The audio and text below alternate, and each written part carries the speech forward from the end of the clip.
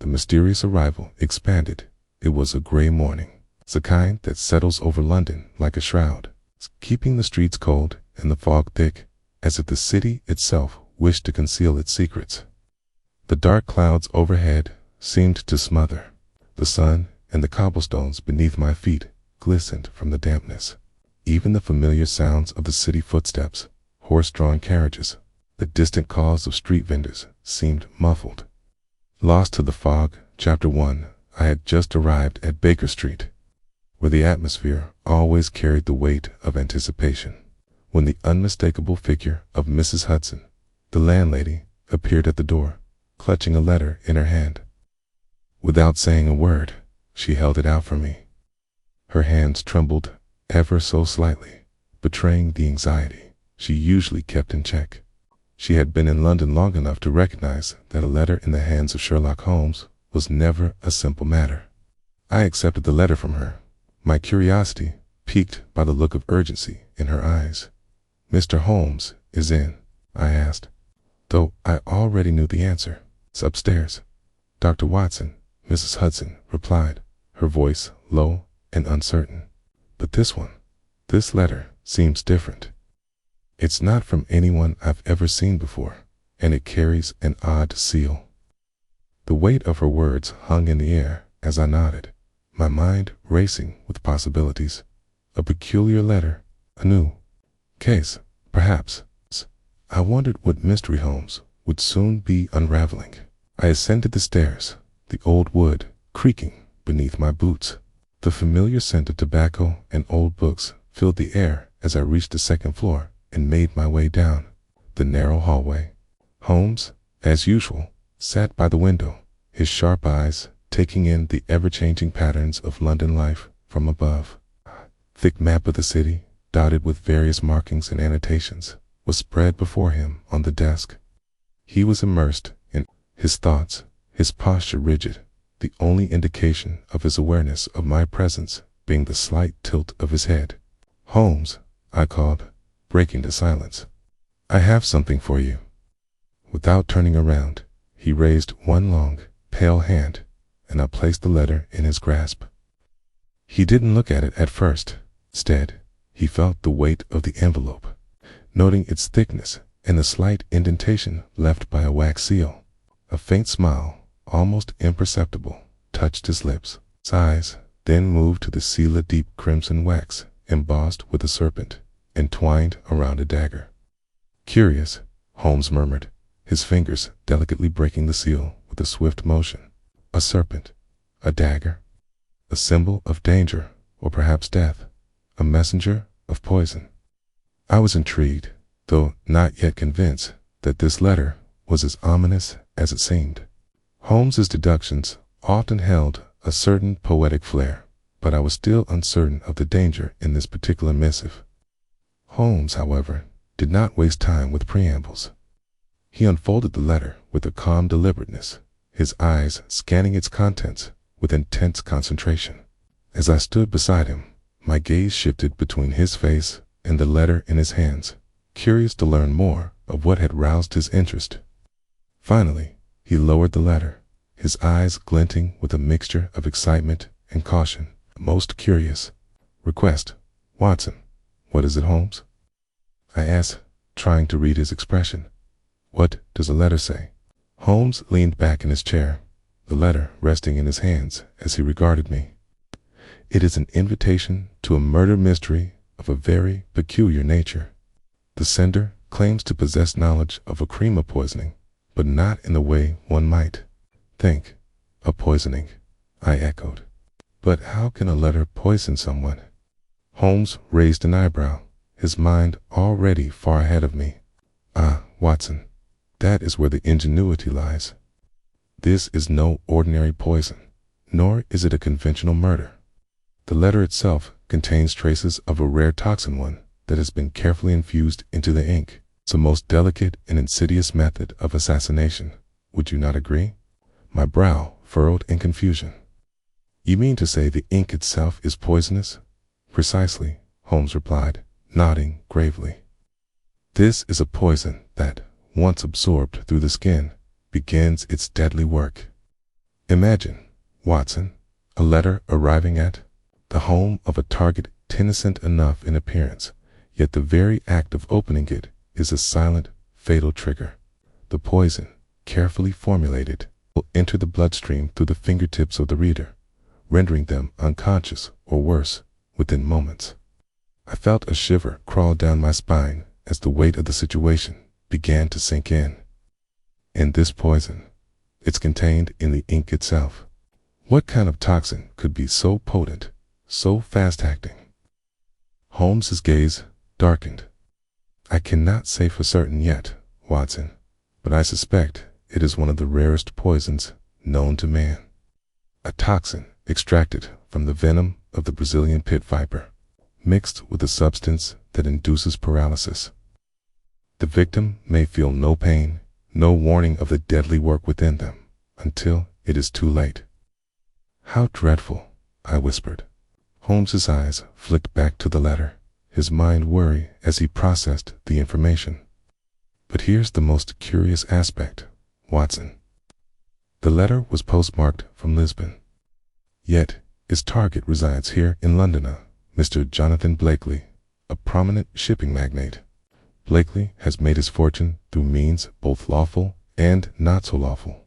Okay, but it's not his business practices that are of interest now. I leaned closer. What makes him a target, then? Holmes smirked slightly, the fire of a new case igniting. In his eyes, that is what we must determine. This is not the work of some common criminal. No, this is the act of someone who understands the value of silence and secrecy. Someone who wishes to make a statement, not simply kill. This is a message. Watson, a message meant to unsettle. Who would want to send such a message? I asked, my voice trailing off. That, my dear Watson, is what we must discover. But first, we must pay a visit to Mr. Blakely's residence. Okay. I have a feeling that this letter and the poison contained within it are only the beginning of a much larger puzzle. Holmes rose from his chair and walked toward the door with his usual purposeful stride. I followed him out of the room, my mind buzzing with questions. I had witnessed Holmes's brilliance on countless occasions, but this case was unlike any I had encountered before. A poison letter, an intricate method of murder, everything about it felt like a shadow, an unseen force moving just out of reach. As we descended the stairs and made our way into the street, I glanced back at the familiar brick facade of Baker Street, wondering what awaited us. The fog had thickened further, and the city seemed to grow quieter, as though it, too, was holding its breath. Holmes's figure ahead of me, a silhouette against the mist, seemed to embody the very essence of the investigation raveling the mystery. Inch by inch, until the truth would finally emerge from the depths. Do you have any ideas, Holmes? I asked, catching up to him as we reached the corner. Holmes glanced over his shoulder at me, a wry smile playing at the edges of his lips. Ah, Watson. A good question. But in matters such as these, the only certainty is that the truth will present itself when we least expect it. And with that, we stepped into the unknown, ready to face whatever twists and turns this case would bring. Tick. The visit to Blakely's residence. The air outside had grown even colder as we made our way through the winding streets of London. The fog hung thick in the air, coiling like an unseen serpent, skewering the edges of the gaslit lanterns and casting everything in a muted, ghostly pallor. Holmes, walking at his usual brisk pace, was lost in thought. I followed him closely, the weight of our conversation and the peculiarities of the case pressing heavily on my mind. We arrived at the imposing estate of Mr. Jonathan Blakely within. The hour, the house, a grand structure of dark brick and stone, loomed like a fortress amid the fog. Its tall iron gates creaked open at our approach, revealing a long, neatly manicured path leading up to the front entrance. It was a residence befitting a man of Blakely's standing, wealthy, powerful, and unapproachable. Quite an imposing establishment, I remarked as we approached the front door, noting the opulence of the estate. Wouldn't you agree, Holmes? Holmes turned his sharp eyes toward me, his face unreadable. Indeed, Watson, appearances, as always, are often deceiving. The outside may suggest wealth and power, but within, there may lie far darker motives. Come, let us see what secrets Mr. Blakely has hidden within. He gave a swift knock on the door, and within moments, it was opened by a manservant, a tall, broad-shouldered fellow with a face that was as inscrutable as a marble statue.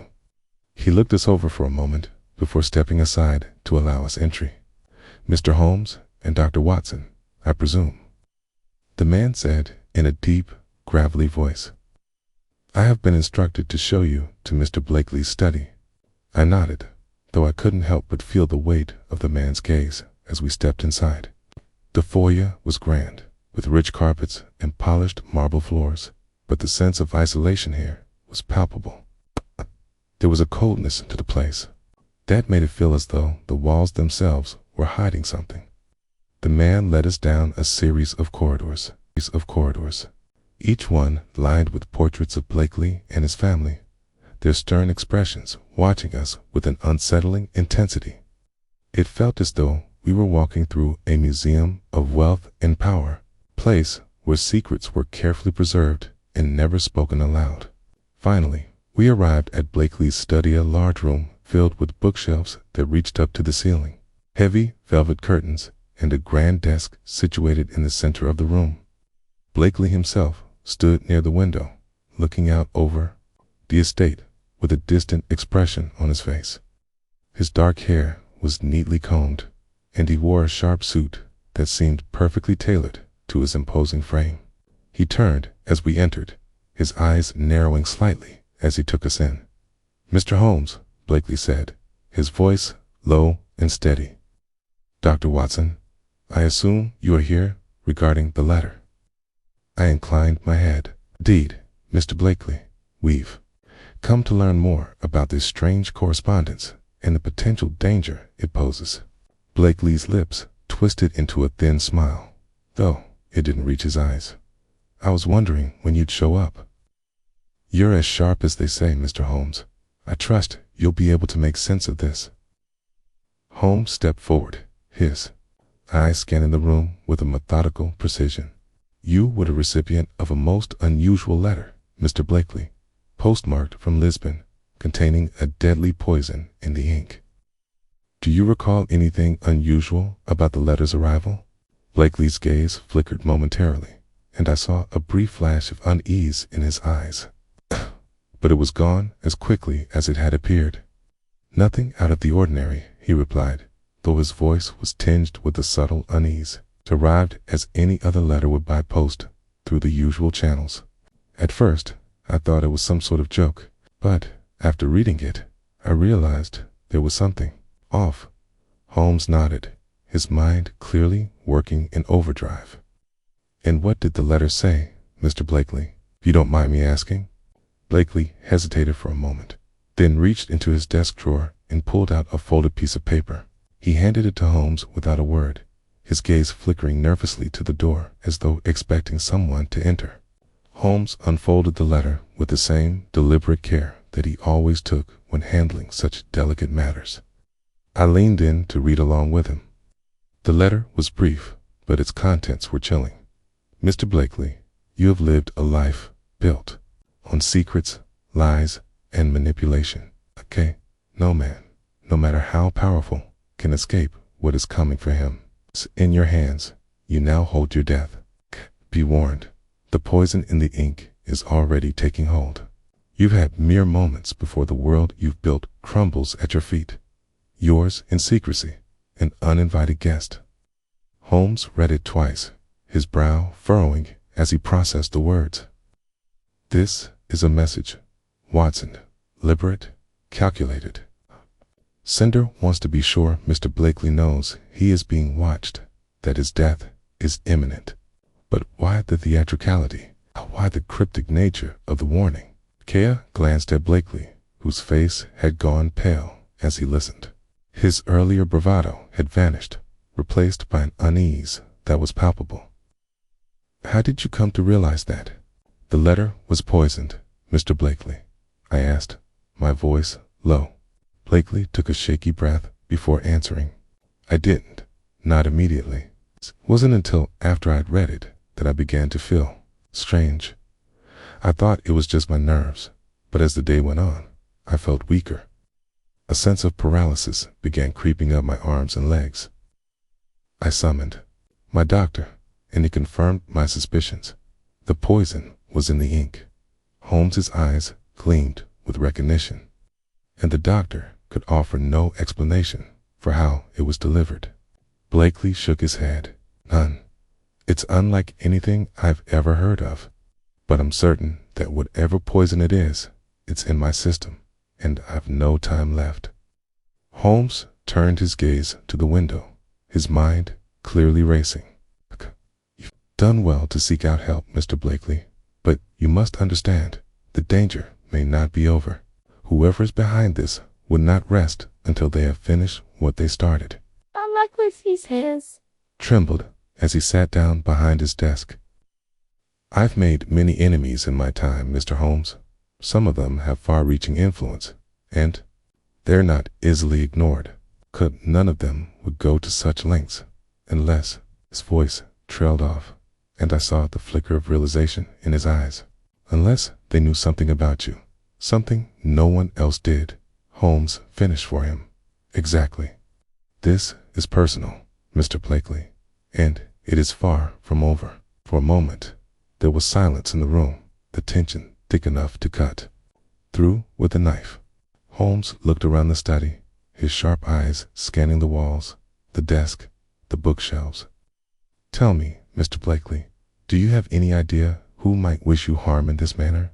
Blakely paused, his lips pressing into a tight line.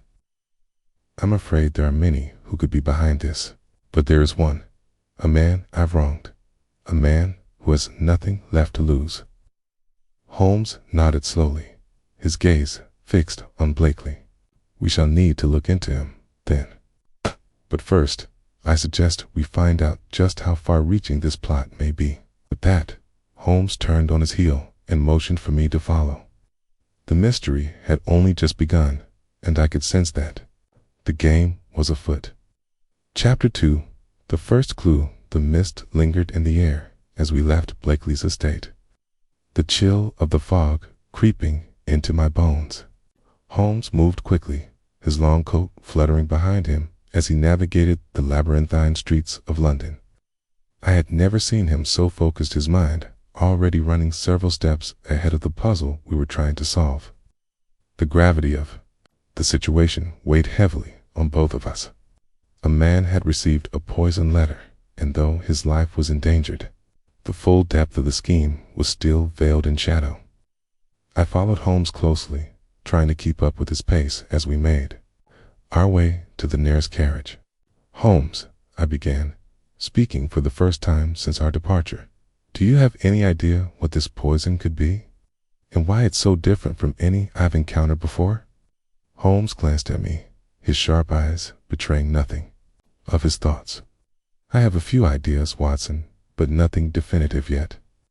The method of delivery using ink as a carrier is ingenious, and the poison itself is likely something obscure, perhaps even unknown in London's usual circles. It would need to be fast-acting, undetectable by common means, and capable of entering the bloodstream through the skin. I've seen a few cases of similar poisons before, but none so methodically designed. We arrived at our destination, a small, nondescript apothecary tucked away in a corner of the city. It was the sort of place one wouldn't notice unless they were actively searching for it, a quiet haven for those in the know. Holmes had visited this shop several times before, always looking for answers hidden in the obscure corners of the city. The door creaked as we entered, and the scent of herbs and unidentifiable powders greeted us. A woman behind the counter, no more than 30, looked up with an expression of quiet recognition as Holmes approached. Mr. Holmes, she said, with a smile. It's been a while. What brings you here today? Good afternoon, Miss Bellamy, Holmes replied smoothly. I need something that might be beyond your usual wares, a particular poison, one that is not easily identified. I have reason to believe it may have been used in a recent case." Miss Bellamy raised an eyebrow, her professional demeanor never slipping. "You're asking for something very specific, Mr. Holmes. What exactly are you looking for?" Holmes leaned in slightly, lowering his voice. "A poison that can be absorbed through the skin, fast-acting and virtually undetectable, unless under close scrutiny. A poison that could be delivered through ink." Her expression shifted, the mask of cordiality slipping for a moment. "I know the type you're speaking of. It's rare. It's not something that many would seek, but—" She paused, glancing over her shoulder toward a shelf in the back of the store. "I might have something. Follow me." She led us through the narrow aisles, past rows of jars filled with dried plants, and toward the back of the shop. Holmes kept a careful eye on everything, as he always did, and I felt a growing sense of unease. What kind of poison was she speaking of, and why was it so secretive, so rare? Miss Bellamy retrieved a small vial from a shelf, its contents a dull, greenish-brown liquid that seemed to shimmer oddly in the dim light. She held it carefully, as though it were something delicate. "Okay, this is a compound derived from the venom of the Brazilian pit viper, mixed with a rare plant extract known as the sleeping lotus. It's a combination that induces paralysis almost immediately upon contact with the skin." Holmes studied the vial closely, his fingers gently tracing the contours of the glass. "This is the kind of poison I suspected," he murmured.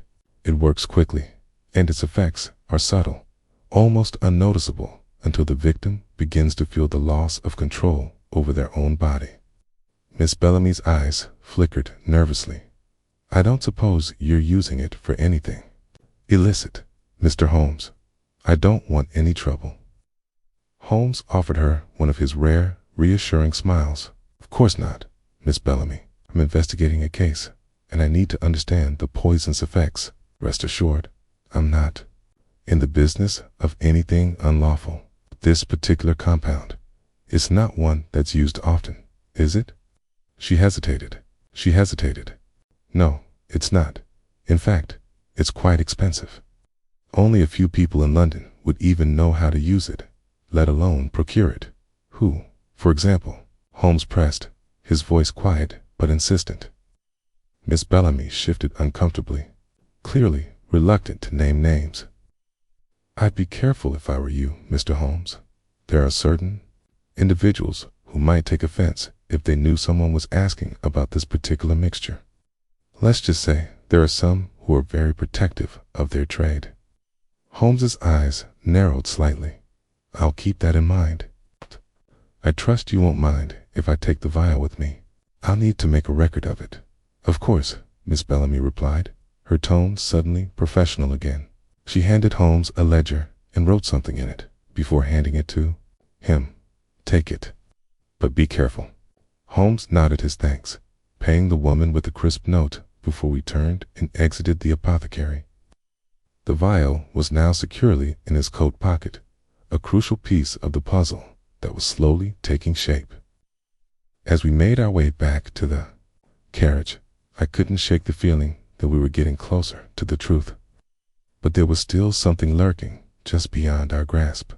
"Holmes," I asked, my voice hesitant, "what do you make of Blakely's story? Do you think he's telling the truth about the letter?"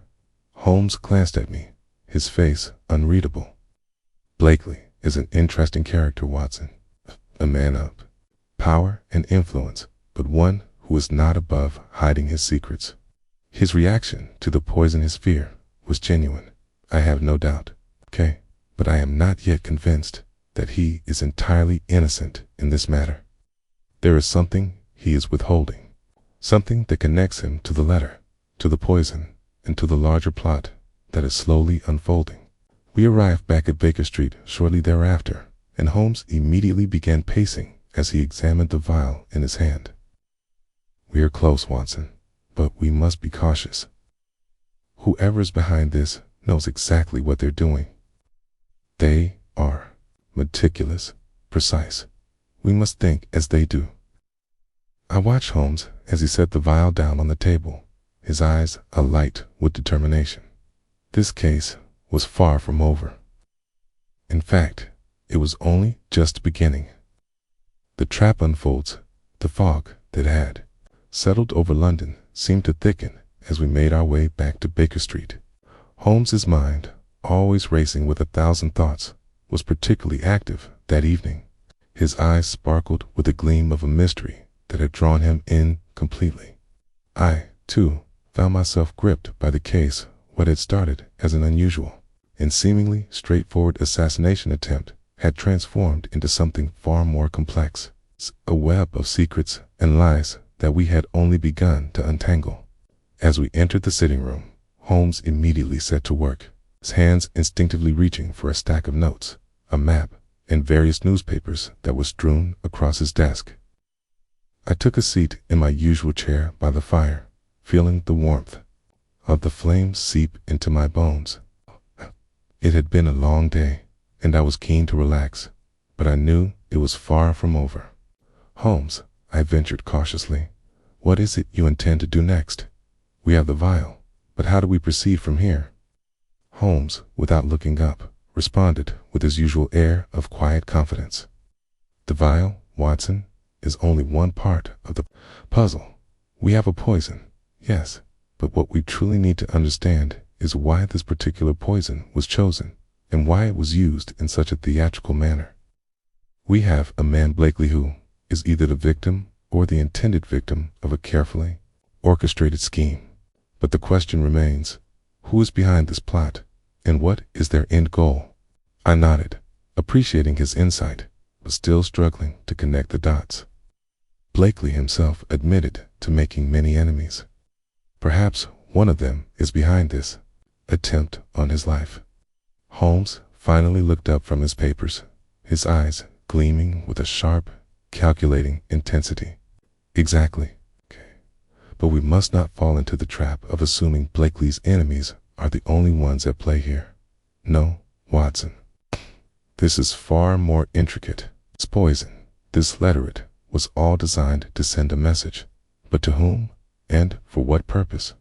I frowned, still unsure of the direction Holmes was leading me in. "So, we are to assume that Blakely is somehow involved in this plot, perhaps unknowingly." Holmes smiled, though the expression held little warmth. "Attained, Watson, victimized.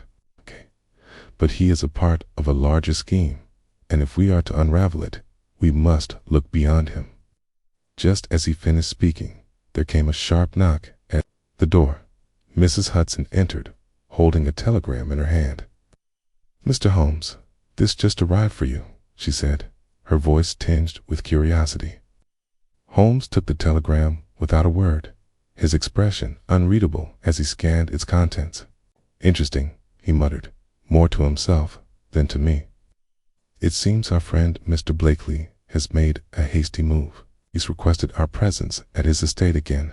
I raised an eyebrow. "A second meeting, to everything that has transpired. He still seeks our help." Holmes nodded. "It would appear so, Watson. Qua suspect this visit will be different.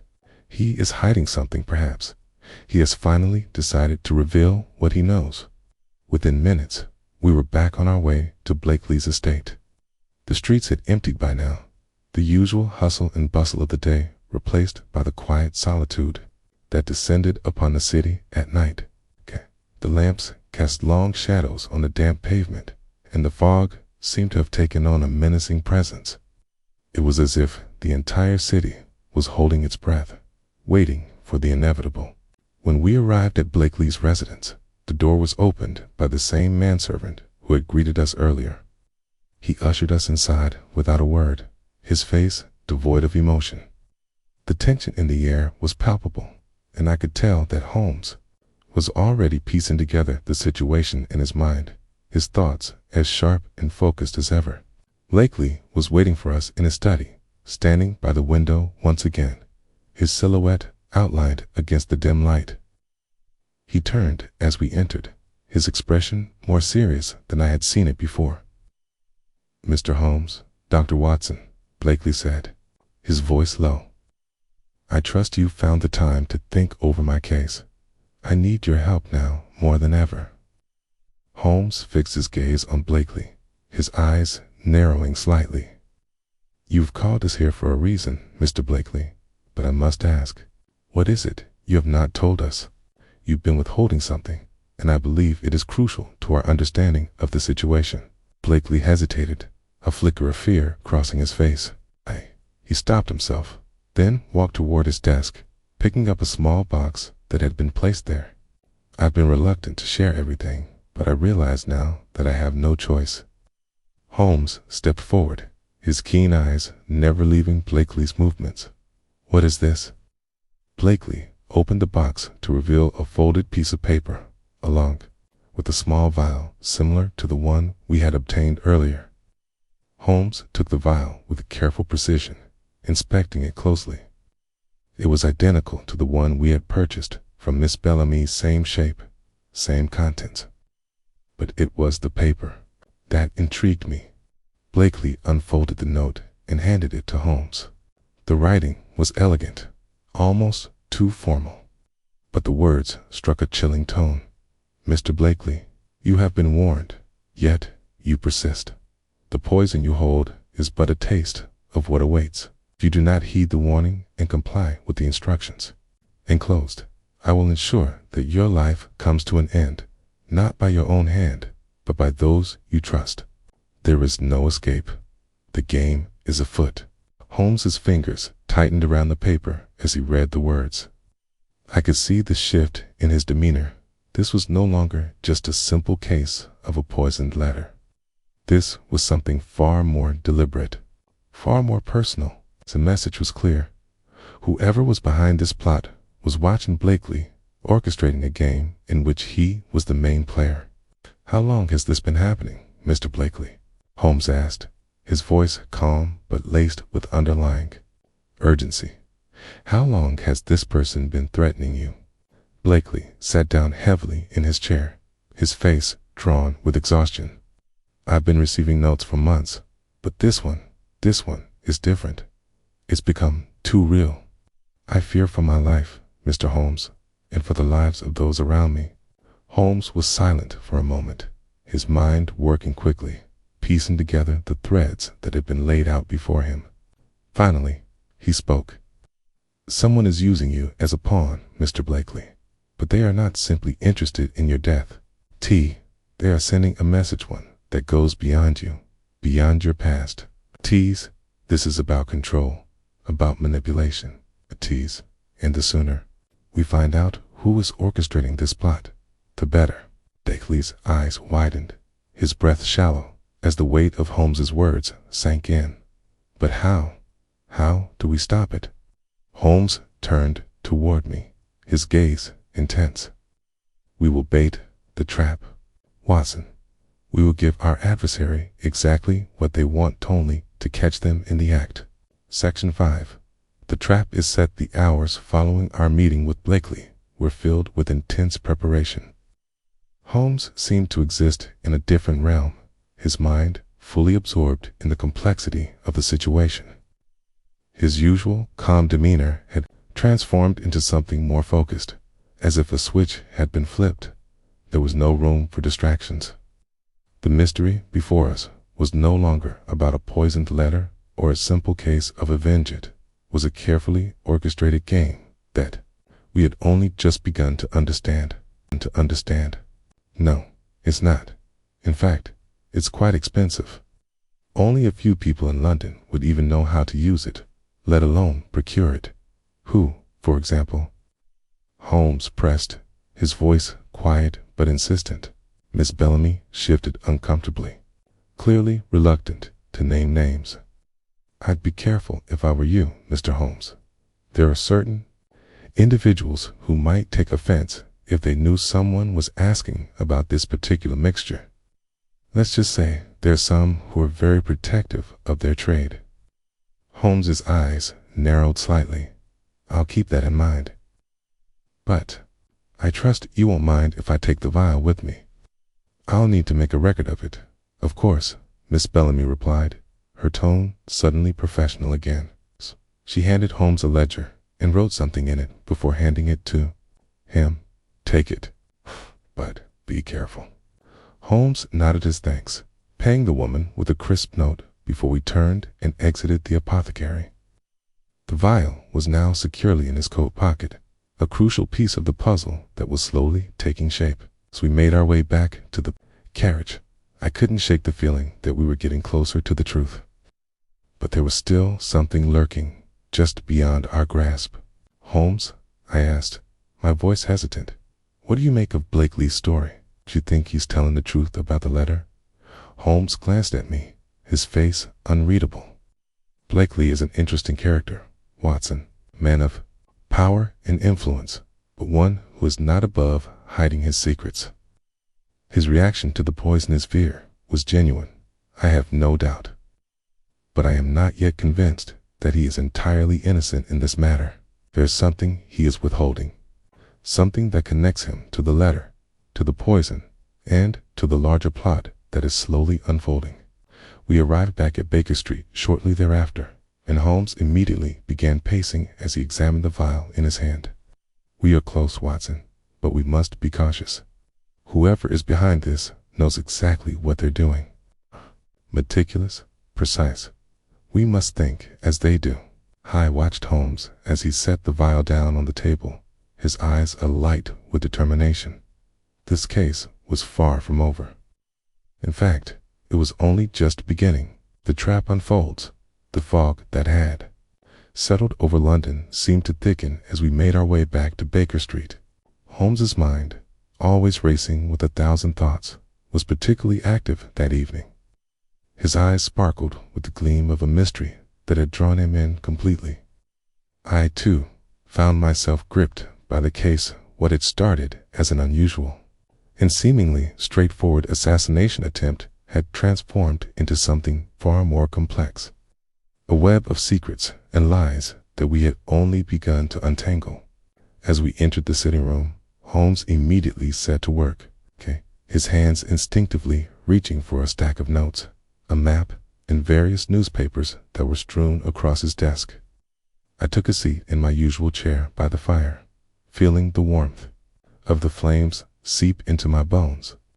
It had been a long day, and I was keen to relax, but I knew it was far from over. Holmes, I ventured cautiously, what is it you intend to do next?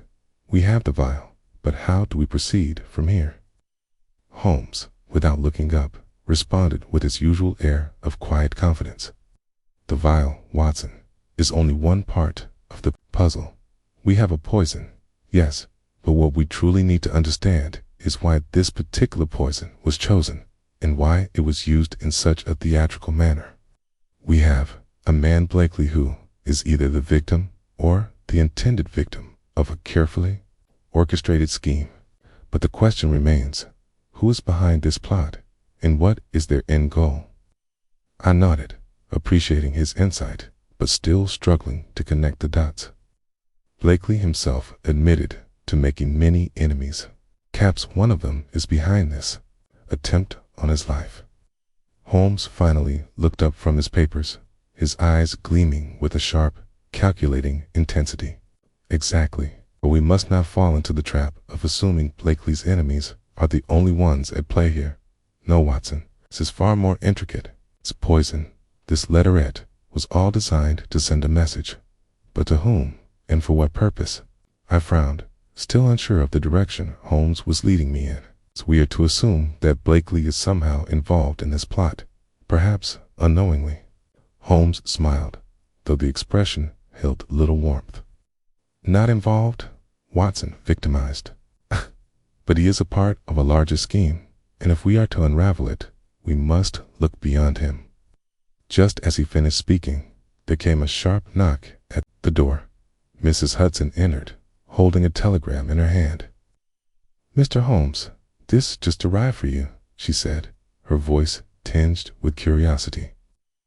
Holmes took the telegram without a word, his expression unreadable as he scanned its contents. "Interesting," he muttered, more to himself than to me. "It seems our friend Mr. Blakely has made a hasty move. He's requested our presence at his estate again.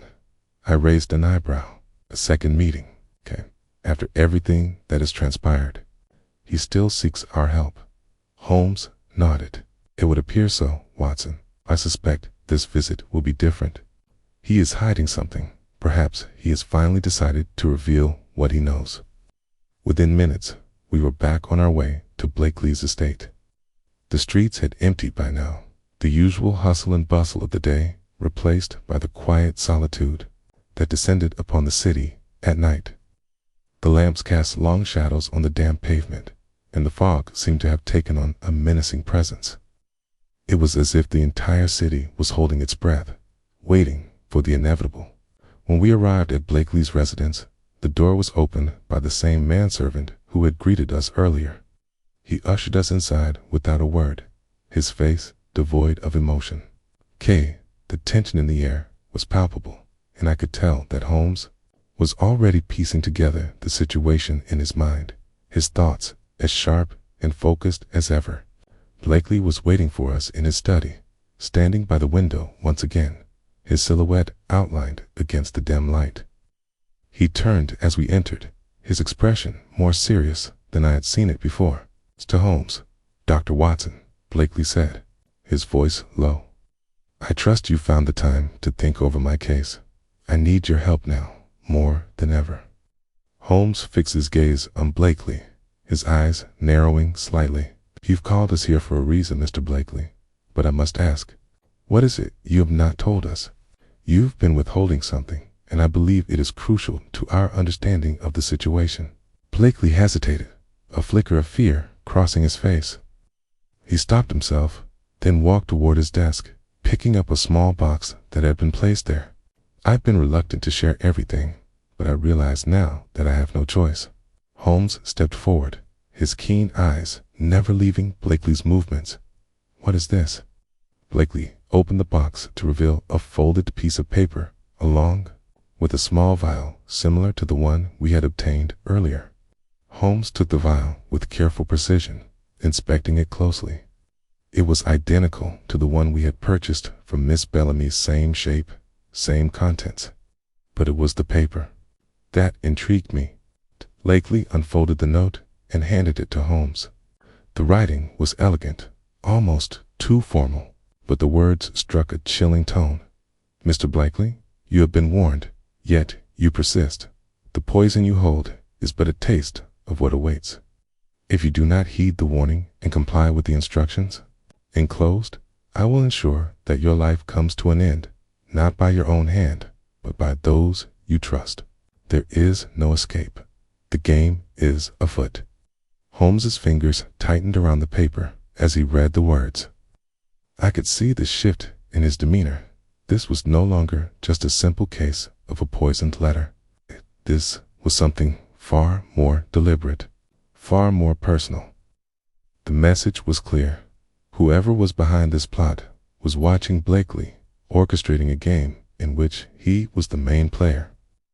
"How long has this been happening, Mr. Blakely?" Holmes asked, his voice calm but laced with underlying urgency. "How long has this person been threatening you?" Blakely sat down heavily in his chair, his face drawn with exhaustion. "I've been receiving notes for months, but this one is different. It's become too real. I fear for my life, Mr. Holmes, and for the lives of those around me." Holmes was silent for a moment, his mind working quickly, piecing together the threads that had been laid out before him. Finally, he spoke. "Someone is using you as a pawn, Mr. Blakely, but they are not simply interested in your death. They are sending a message, one that goes beyond you, beyond your past. This is about control, about manipulation, and the sooner we find out who is orchestrating this plot, the better." Blakely's eyes widened, his breath shallow as the weight of Holmes's words sank in. "But how? How do we stop it?" Holmes turned toward me, his gaze intense. "We'll bait the trap, Watson. We will give our adversary exactly what they want, one white, to catch them in the act." Section 5. The trap is set. The hours following our meeting with Blakely were filled with intense preparation. Holmes seemed to exist in a different realm, his mind fully absorbed in the complexity of the situation.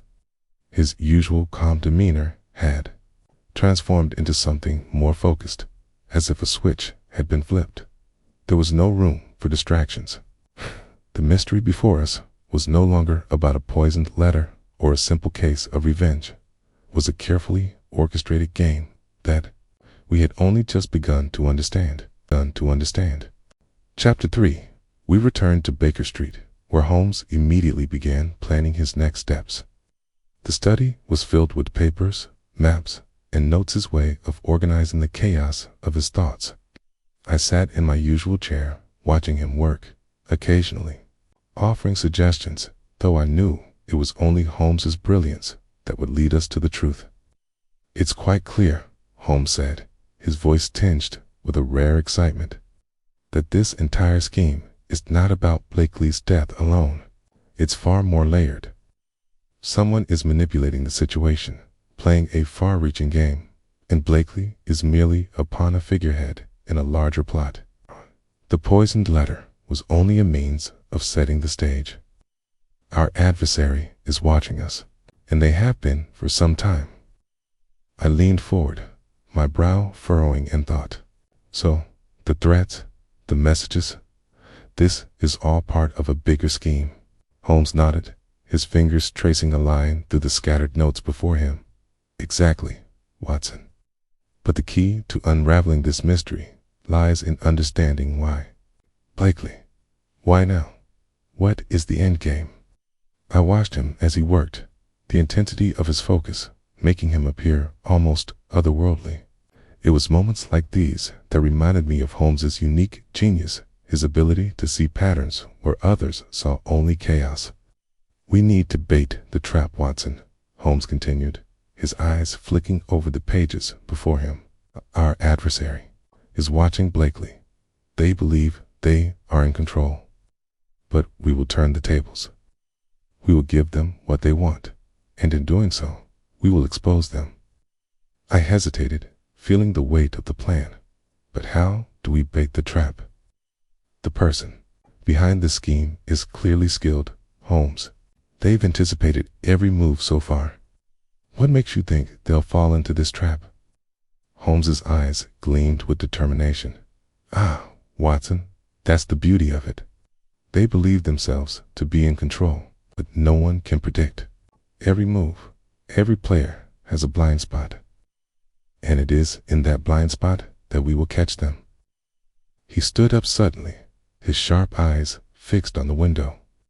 "We will need to create a distraction, a moment that will draw our adversaries' attention away from their careful plotting, staged event, one that appears to be a genuine moment of weakness.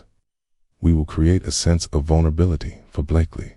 If we make him appear more vulnerable than he already is, the plotters will believe they have one, and they will move in for the final strike." I nodded slowly, beginning to understand. "You mean we'll create an illusion of danger to lure them out?" "Precisely," Holmes replied, his voice almost a whisper. "We will stage an attempt on Blakely's life, a fake attempt, of course, but it will be convincing enough to draw them out of hiding." I sat back in my chair, thinking of the complexities involved. "It's a dangerous plan, Holmes. If they suspect that we're trying to trick them, they may act sooner than we expect." "That," Holmes said with a smile, "is why we must be careful. We must ensure that everything appears completely genuine, that there is no room for doubt. If we are to succeed, we cannot afford any mistakes." Holmes paused, as if something in his mind had clicked into place. "We will need one more thing," he said, after a moment of contemplation. "The assistance of the police." I looked at him in surprise. The police? But surely they would complicate things. If they become involved, the plotters may sense that we're setting a trap. Holmes raised a hand to stop me. "You misunderstand, Watson. We will not reveal our plan to the police directly. We will, however, plant subtle clues. In fact, We will create a false lead, one that will convince our adversary that the police are on the verge of discovering their involvement. I raised an eyebrow, intrigued. So, we're planting false evidence. Not evidence, Watson. Holmes corrected me. Suggestion. A subtle indication that the police are closing in to make them feel exposed, like a predator. Cornered. In their panic, they will act rashly. And that is when we will make our move. By the time the evening arrived, the plan was set into motion. We had arranged for Blakely to be seen out in public at a well-known restaurant, one frequented by London's high society. It was a place where he was known, where he had connections, where he would appear vulnerable.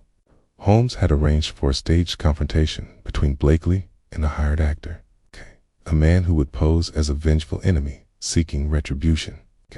The actor was to pretend to attack Blakely in full view of the public, making it appear as though the attempt on his life was a genuine threat.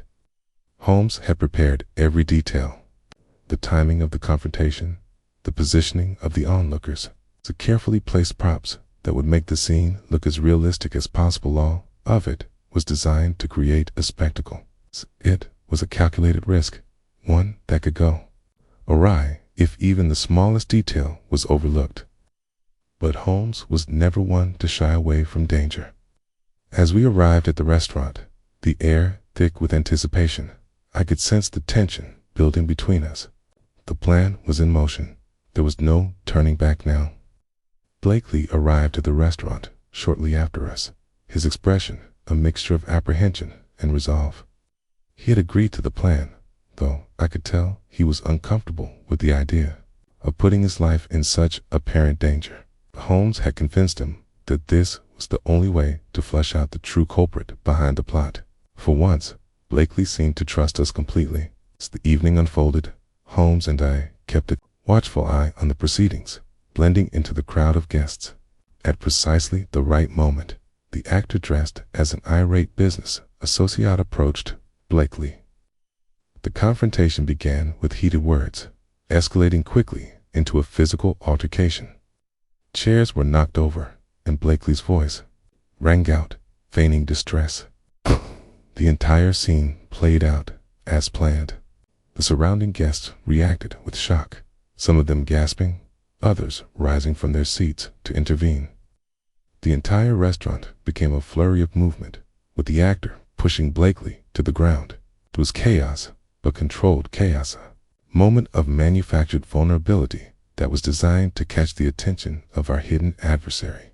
I caught Holmes's eye across the room. He stood perfectly still, observing every move, every reaction, as if he were watching a play unfold before him. I could see the satisfaction in his expression. He knew that this was the moment of truth. The trap was set, and now we could only wait for the predator to take the bait. The predator strikes. The staged chaos in the restaurant had escalated, precisely as Holmes had planned.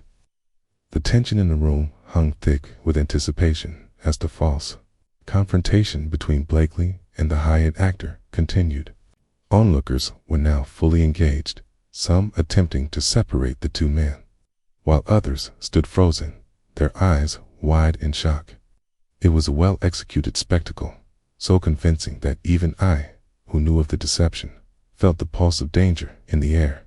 Blakely, playing his part to perfection, struggled against his assailant, shouting for help. Holmes, standing at a discreet distance, observed the entire scene with the focused intensity of a hawk. His eyes flicked from Blakely to the crowd, his mind already calculating every possible outcome. It was clear that Holmes's confidence in the plan remained unwavering, but there was still a sense of careful uncertainty. The bait had been set, but now we had to see if the predator would take it. I stood at the edge of the crowd, watching with bated breath. My thoughts raced as I observed the proceedings. The actor, skilled in his craft, continued his assault with practiced fury, and Blakely fell to the ground, his cry echoing in the room. It was all happening as planned. I couldn't shake the feeling that something was wrong, something that had not yet come to fruition. Then, just as the actor raised his hand as though to strike a final blow, the tension in the room suddenly shifted. A man in a dark coat, with a face hidden beneath a wide-brimmed hat, moved swiftly through the crowd, his eyes fixed on the two men. It was as though he had materialized from the shadows, his presence drawing no immediate attention. But I had seen him. He was no ordinary bystander. His movement was calculated, purposeful. His very gait suggested that he was aware of the deception. I glanced at Holmes, who stood motionless, his eyes never leaving the stranger. For a brief moment, our gazes met, and I could see the unspoken understanding in his expression. This was no coincidence. The predator had struck. The man in the dark coat made his way toward the scuffle, his approach quick and decisive. He moved past the others without drawing attention, his hand concealed beneath his coat. The actor, now fully engaged in his role as Blakely's would-be attacker, paid him no mind. But I saw it, the subtle, nearly imperceptible motion of the stranger's hand as it drew something from within his coat. It was a small, gleaming object, a knife. In an instant, everything slowed. The air grew thick, and the room seemed to disappear. My heart raced, and I found myself taking a step forward, instinctively moving to intercept the danger. But before I could react, the stranger was already upon the actor, a flash of steel slicing through the air. The knife struck the actor with precision, a shallow cut across his cheek. The man stumbled back in surprise, dropping the knife from his hand. Blakely, momentarily frozen in place, looked up at the stranger with wide eyes, his breath coming in ragged gasps. The crowd, still in chaos, was now fully aware that this was no staged attack. The real danger had arrived. Holmes, sensing the change in the atmosphere, was already moving through the crowd. His expression was one of cool calculation. I could see the glint of something more, something almost dangerous in the way he approached the situation. He reached the stranger in an instant, his hand grabbing the man by the wrist with a force that seemed disproportionate to the situation. The knife clattered to the floor. "You've made a grave mistake, my friend," Holmes said, his voice calm yet sharp as a whip. "This game is over."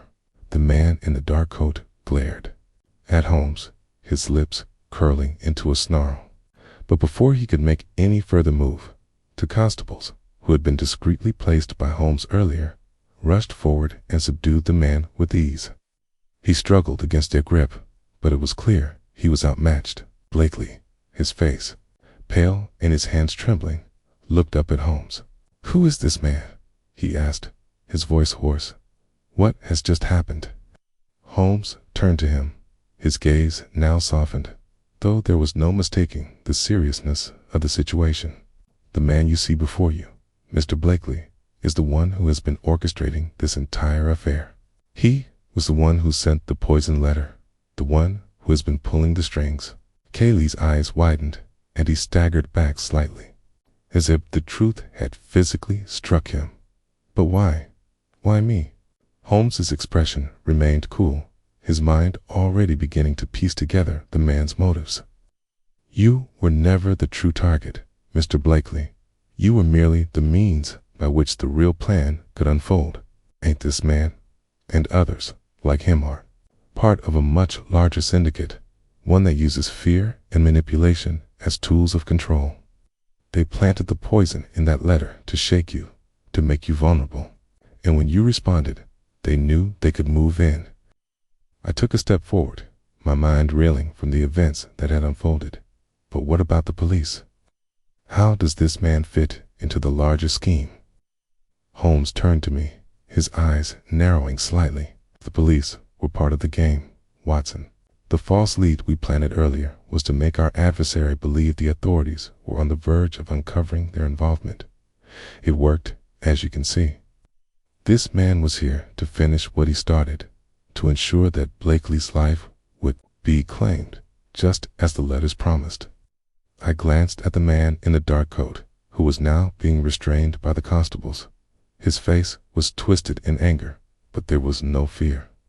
He doesn't seem surprised, I observed. Does he know something we don't? Holmes studied the man for a long moment before replying. Indeed, Watson, this was never about Blakely alone. There are many layers to this plot, many players at work. This man, his accomplices, they wanted us to intervene. They wanted us to follow the trail they had set, but they underestimated us. Underestimated you, Watson. I blinked, surprised by the compliment, but before I could respond, Holmes turned his attention back to Blakely. Mr. Blakely, you are now part of something far greater than you ever imagined. But no, this you will never be free of them unless we stop what's coming next. Blakely's face had gone ashen, and his gaze wavered between the captured man and Holmes. What should I do now?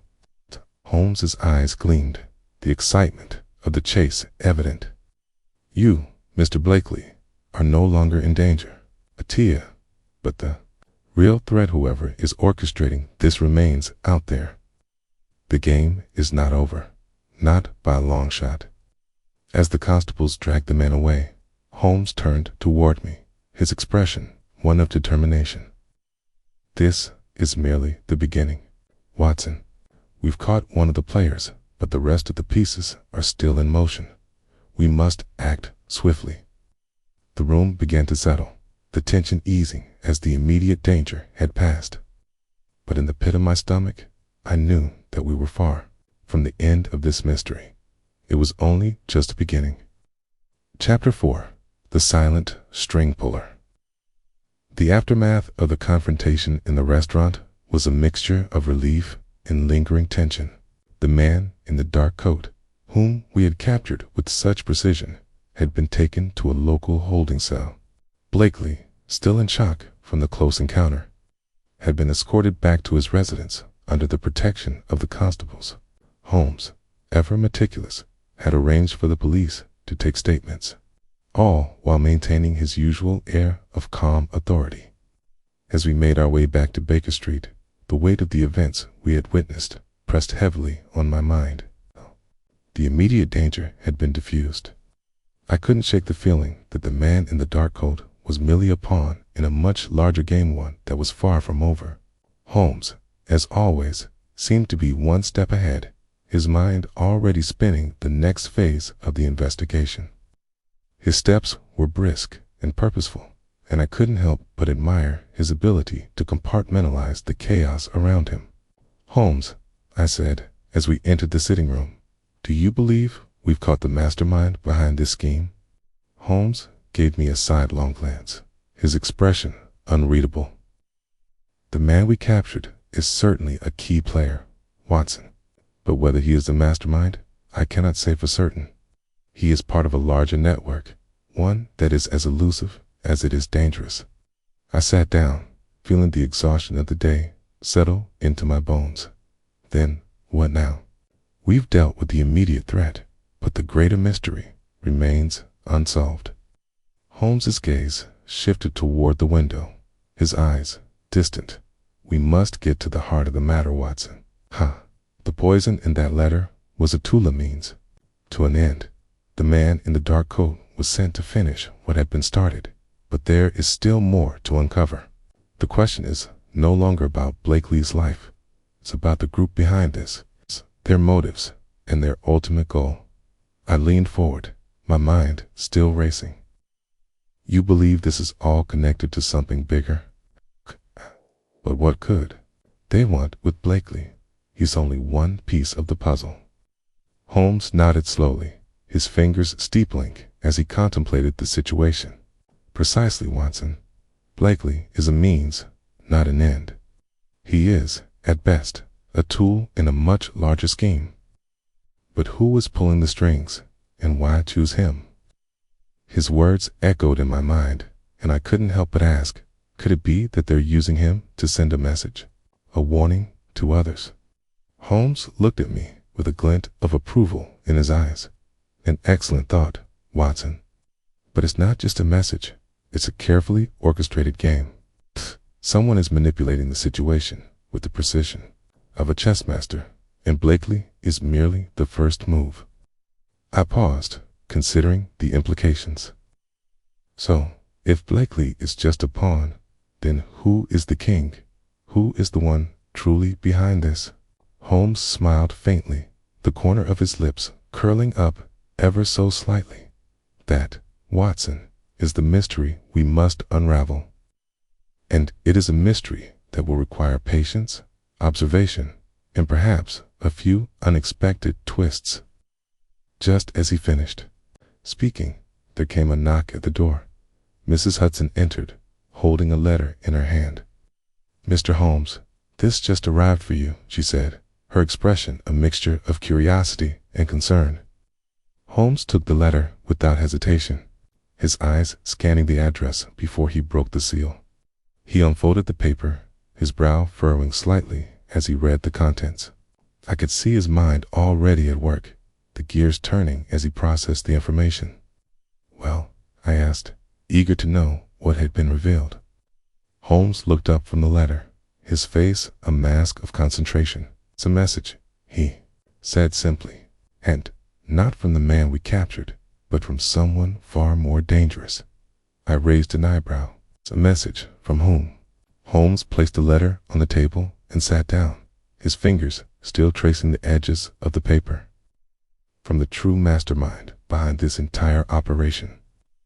The message is clear. They are watching us. They know we've made progress, and they want us to know that they are still in control." I leaned in, trying to read the letter over Holmes's shoulder. "What does it say?" Holmes's eyes met mine, his gaze intense. "It's a challenge, Watson, a direct provocation. Cinder knows we are close, and they want us to come after them, but they are no longer hiding, okay? They are daring us to find them." He paused, allowing the weight of his words to settle. "This is no longer a game of shadows and deception. They want us to know that they're out in the open, and they're waiting for us to make our next move." The letter, now resting on the table between us, seemed to burn with the intensity of the situation. The words were carefully chosen, a mixture of arrogance and cold calculation. They were aware of our every move, and the knowledge seemed to fuel their confidence. There was no fear in the message, no hesitation. It was a challenge to a duel, one in which we had no choice but to accept. "What are we to do now?" I asked, my voice heavy with the weight of the challenge ahead. Holmes sat back in his chair, his eyes never leaving the letter. "We follow the trail, Watson. We play their game, but on our terms. The man we captured is only the beginning. We must find the others, the ones who orchestrated this plot, and we must stop them before they can make their next move." Looked at the letter again, a sense of unease creeping into my thoughts. They're not afraid of us. If anything, they want us to come after them. Why? What did they hope to achieve by luring us into this trap? Holmes smiled, the glimmer of a plan forming in his mind. "Because they believe we will play into their hands, Watson. They think we'll be predictable, but we are not. We will turn the tables, and when we do, we will find them." He rose from his chair, his movements deliberate. "The game has shifted, Watson, but I have no intention of losing, okay?" As I followed him out the door, I couldn't shake the feeling that this was no longer a case of simple deduction. We were entering the lion's den, and the true mastermind was waiting for us, ready to play their final hand. The only question now was whether we would be able to outsmart them before it was too late. The web tightens. The night had fallen, and London's fog clung to the streets like a shroud, obscuring all but the dimmest of lights. The city seemed eerily quiet, as though holding its breath in anticipation of something imminent. Holmes had been silent for much of the journey back to his flat, his mind clearly occupied with the letter we had just received. The words written on it had struck a chord with him, though I had yet to fully comprehend the gravity of the situation. Holmes paced back and forth in the sitting room, his long, lithe figure moving with the fluidity of a man lost in thought. I had long since learned to give him space when his mind was so clearly engaged in a complex puzzle. I couldn't help but feel the weight of the challenge ahead of us. The message we had received was not just a warning, it was an invitation, okay? An invitation to a deeper, more dangerous game, okay? And the stakes had just been raised. After a few moments, Holmes stopped in his tracks, his eyes fixed on the dark window. "The time for subtlety has passed, Watson," he said, his voice cutting through the stillness. "The person behind this has made it clear that they are not hiding anymore. They are out in the open, daring us to find them. They want us to come after them, perhaps, because they think we'll be predictable, that we'll fall into their trap, but we won't." I stood, still digesting the weight of Holmes's words. "So, what's the next move?" "No, we can't just wait for them to come to us." Holmes nodded, his gaze sharp. "We don't have the luxury of waiting. The game is on, Watson, and we are the hunters now." He turned and crossed the room with his usual purposeful stride, pausing only to retrieve a series of maps from his desk. He spread them out on the table, his eyes scanning them for the connections that I could not yet see. "We know the man in the dark coat was working with someone," Holmes continued, his voice filled with the conviction of a man who had already connected the dots in his mind. "We've caught one player, but the others are still out there. It's time we move past Blakely and focus on the ones who have been pulling the strings from behind the scenes." I approached the table and leaned over the maps. Holmes had marked several locations, all scattered across the city. Each one was connected to a figure we had yet to identify, but all seemed to be tied to the larger conspiracy we were slowly uncovering. "Okay, there are patterns here, Watson," Holmes said, pointing to the various marks on the map. 8. Each of these locations is significant. A are places where the players meet, where deals are made, where information is passed. E's are not random spots. They are linked by a thread we have yet to fully grasp. I squinted at the map, but I couldn't see it. "Are these safe houses, places where they hide?" Holmes shook his head slightly. "No, they are not hiding. They are positioning themselves. These locations are all linked to figures of power, people who have been involved in shady dealings for years. They are part of a larger network. The question is not where they hide, but where they are going to act next." I stared at the map, beginning to understand the direction Holmes was pointing toward. "So, we need to follow them, need to catch them in the act." "Exactly," Holmes replied, his voice suddenly more intense. "And we will. But we must be careful. These people are not amateurs. They are sophisticated, and they know how to cover their tracks. If we are not cautious, they will slip through our fingers." Holmes's fingers moved deftly across the map, his eyes flicking between the marks. "There's one location that stands out more than the others," he said, after a moment of silent observation. "It is an old, disused warehouse on the outskirts of the city. It has been abandoned for years, but recently it has seen unusual activity." I studied the map, my finger tracing the location Holmes had indicated.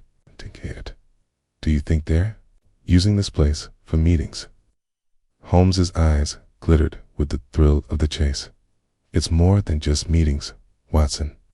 I believe it is where the final move will take place." I hesitated, glancing back at him. "And what do we do then?"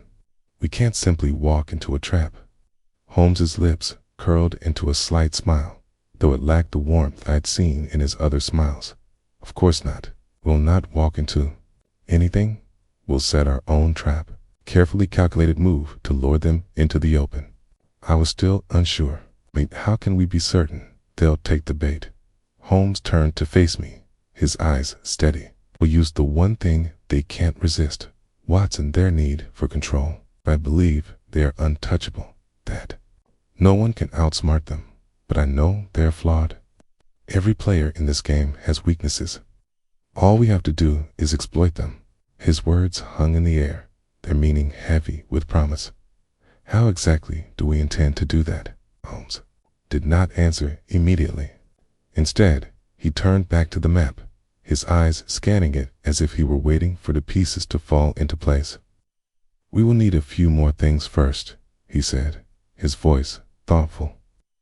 "We'll need to arrange for a diversion, something that will keep the authorities distracted while we make our move. We will also need to gather information on their associates, their contacts. We can't afford to walk in blind." I nodded, feeling the weight of the plan settling in. "It sounds like we'll need every bit of preparation we can get." Holmes's gaze was sharp as he turned to me, the fire of determination lighting his eyes. "Indeed, Watson. The next step will require precision. But I believe we are ready. This is the culmination of everything we've worked for." As he spoke, the clock in the corner of the room chimed, its soft ringing breaking the silence. I looked at Holmes, who was already moving to retrieve his coat. "We will begin immediately," Holmes said, his voice calm but filled with purpose. "This evening, we set the trap. Okay. And tomorrow, we'll catch our quarry." He stood and followed him as he moved to the door, the weight of the mission now firmly on my shoulders. The game had shifted, and we were no longer the observers. We were the players. The question now was whether we could outsmart our opponents before it was too late. As we stepped out into the cold London night, the fog wrapping itself around us like a blanket, I felt the familiar thrill of an investigation on the brink of revelation. The web had been cast, and it was only a matter of time before the spider came to claim its prey. Chapter 5.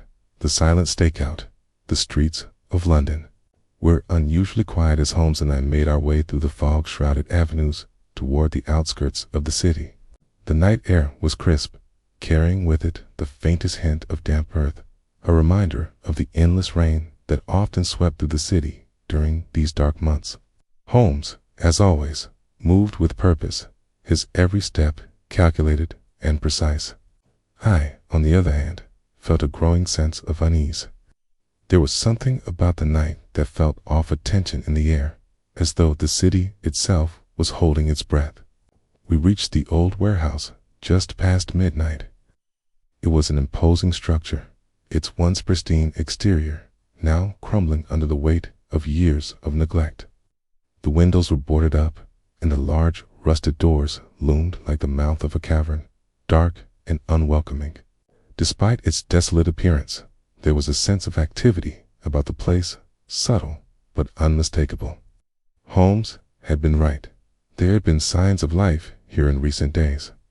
The question now was whether we were walking into a carefully laid trap, or if the trap had already been set for our quarry. Holmes glanced at me, his face shadowed beneath the brim of his hat. "This is it, Watson. The game has brought us here. But remember, we are not the ones being hunted tonight. We are the hunters, I nodded, feeling the weight of his words. The plan was set.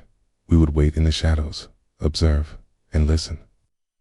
The warehouse was a labyrinth of corridors and rooms, and Holmes had arranged for a small team of constables to monitor the surrounding area.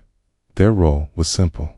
They were to watch for any unusual movement and be ready to act at a moment's notice. Holmes and I, however, would be closer to the action, hidden within the very heart of the structure. We entered through a side door, its hinges creaking in protest.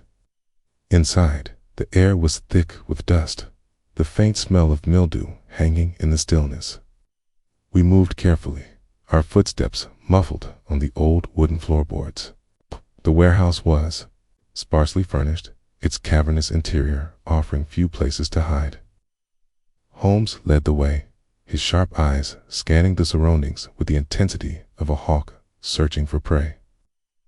I followed closely behind, my hand resting on the grip of my revolver, in action I hadn't taken lightly, but one that seemed necessary under the circumstances.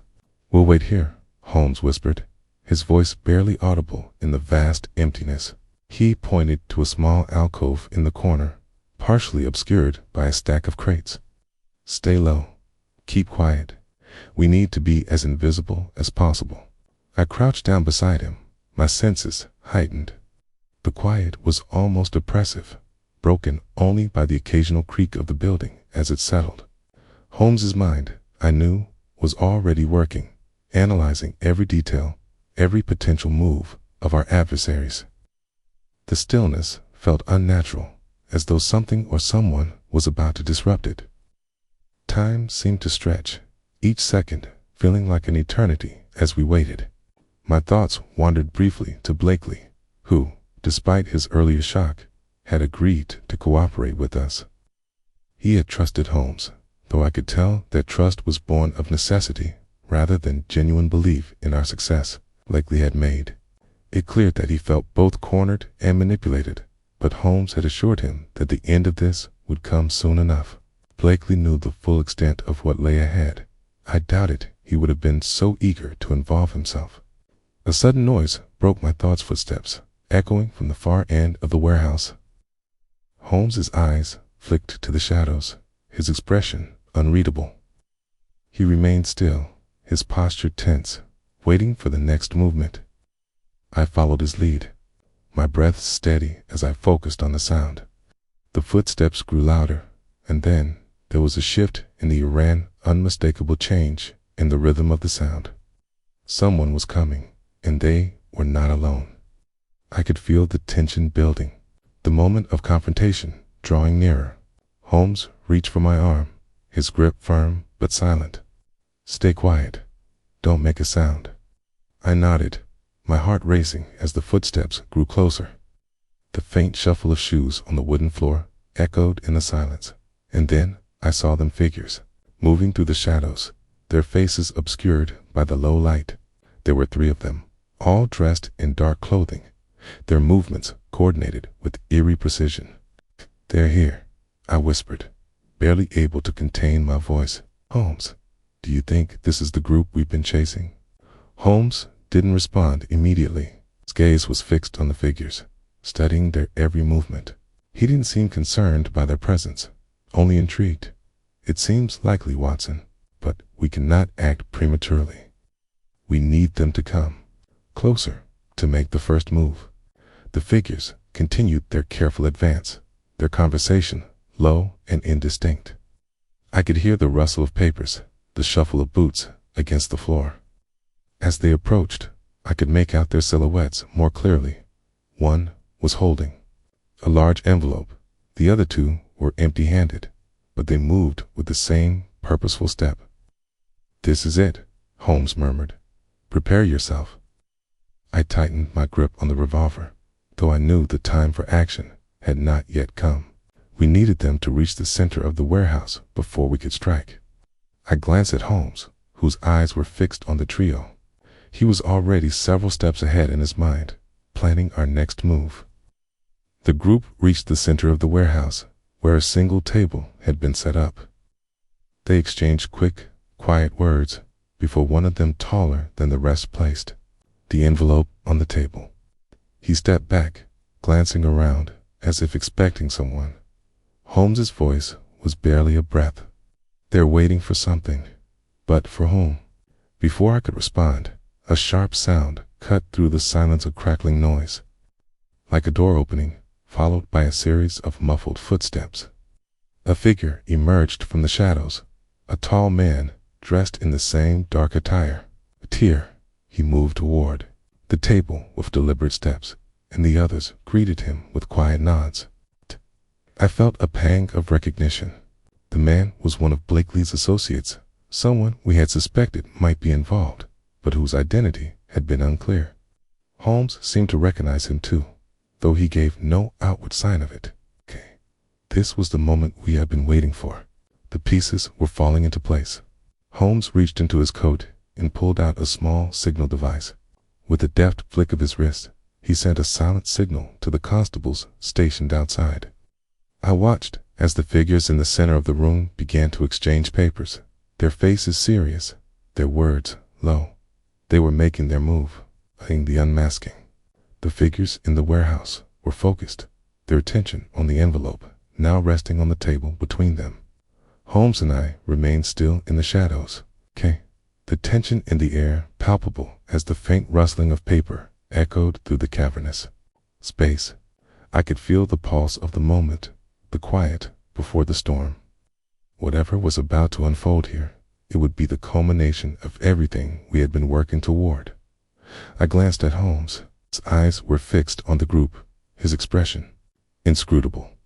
Despite the gravity of the situation, there was a calmness about him, a quiet certainty that came with his understanding of the game we were playing. I, on the other hand, felt the weight of the unknown pressing in. We had been close before, but this time it felt different. The pieces were aligning, but the true picture had yet to emerge. The man holding the envelope took a step back from the table and exchanged a quick glance with the others. I could see the faintest flicker of movement in his hands as he unsealed the envelope. The others, still motionless, watched him closely. They were waiting, their breath held, as if anticipating something monumental. "Holmes," I whispered, "do you think they know we're here?" Holmes gave no immediate response, his gaze never leaving the group. "They suspect," he muttered, barely audible, "Akana, but they will not act until they are sure." The man at the table pulled out a sheet of paper, his fingers moving with a practiced ease. He unfolded it slowly, the paper rustling faintly.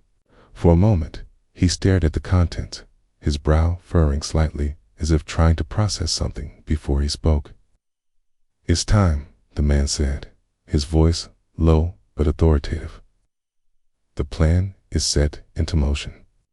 We will proceed as arranged." His words were met with a series of nods, but none of the others spoke. It was clear they had been waiting for these instructions, for this signal. A signal that would set the wheels of their operation into motion, an operation that, until now, had been cloaked in secrecy. Holmes's eyes flicked to me, and in that brief exchange of looks, I knew exactly what he meant. We could wait no longer. The time to move was now. Before I could make a move, there was a sudden, sharp noise from behind, a sound that echoed through the empty expanse of the warehouse. It was the creak of a door opening, a sound that sent a jolt of tension through the air. The group at the table froze, their heads snapping toward the noise. A shadow appeared at the far end of the warehouse, tall, with a commanding presence. Holmes didn't hesitate. He stood up slowly, his movements precise, and I followed suit. The figures at the table didn't seem to notice us at first, their focus still on the newcomer. But as the shadow approached, I saw his face, a man I had seen once before, in the dim light of Blakely's study, but whose identity had been a mystery until now. It was the same man Blakely had mentioned, the one he feared more than any other, the man who had been pulling the strings from behind the scenes, the mastermind. As the figure stepped fully into the light, I could see him more clearly. He was tall, with sharp features and a cold, calculating gaze that swept over the group before landing on the envelope in the center of the table. His demeanor was that of someone who had long been in control, someone who didn't need to raise his voice to command attention. "I trust everything is in place?" he asked, his voice smooth and unhurried. His eyes didn't linger on the group for long. Instead, they scanned the room as though assessing the situation in its entirety. The man holding the envelope nodded, but his movements were stiff. "Yes, sir. The plan is ready to be executed. We have all the pieces in place." The mastermind stepped forward, his eyes now locked onto the envelope. "Good. It's time to move forward. No more delays." There was a palpable shift in the air as he spoke. The others around the table straightened, their expressions shifting from uncertainty to something else entirely, something more dangerous. They had been waiting for this moment, and now it was here. Holmes had moved closer now, his footsteps silent against the creaking floorboards. He had an almost predatory quality to his movements, his every step calculated, his mind already thinking 2, 3 moves ahead. I followed him, my breath steady, my grip tight on the revolver holstered at my side. At my side. The mastermind didn't seem to notice us immediately, too focused on the group's preparations. But as Holmes stepped forward, his voice rang out in the silence. "Quite the operation you've set in motion," Holmes said, his tone casual, but sharp. "It's impressive. A well-organized web of deceit." The mastermind's eyes flicked to Holmes, and for the briefest of moments, it was something an acknowledgement before his expression shifted into one of controlled indifference. "Ah, Holmes, I should have known you would be involved. You and your persistence. Okay. Tell me, how long have you been following the thread?" Holmes stepped into the light, his figure now fully visible to the mastermind and the others in the room. "Long enough to see the patterns," he replied, his voice calm but laced with authority. "Not long enough to see all the faces." Behind them, Mastermind's lips curled into a slight smile, though there was no warmth in it. "You've been a thorn in my side for far too long, Holmes. But I suppose I should commend you. You've done well to get this far." The tension in the room was thick enough to cut through. The group at the table remained still, waiting for the next move. It was clear they were waiting for their leader's signal, waiting to see if Holmes would dare to make a move against them. Holmes glanced at me, his eyes glinting with that familiar spark of determination. He wasn't going to let the mastermind's words intimidate him. He wasn't going to back down. "And yet, here I am," Holmes said, his voice almost too calm. "The question now is, what happens next?" The mastermind's smile faded, replaced by something more dangerously, cold calculation. "Next?" he asked, his voice low and dangerous. "Next, you'll watch as everything you've worked for crumbles. You and your little game have no more place in this." Holmes didn't flinch. "We shall see," he said simply, his hand slipping into his coat pocket. And with that, the game was set. The tension that had been building over weeks, months, was now coming to a head. We were no longer in the shadows, watching the pieces fall into place. We were in the center of it, where the final moves would determine everything. The mastermind had been unmasked, and the final confrontation was about to begin. Chapter 6, the final play. The air in the warehouse was thick with tension.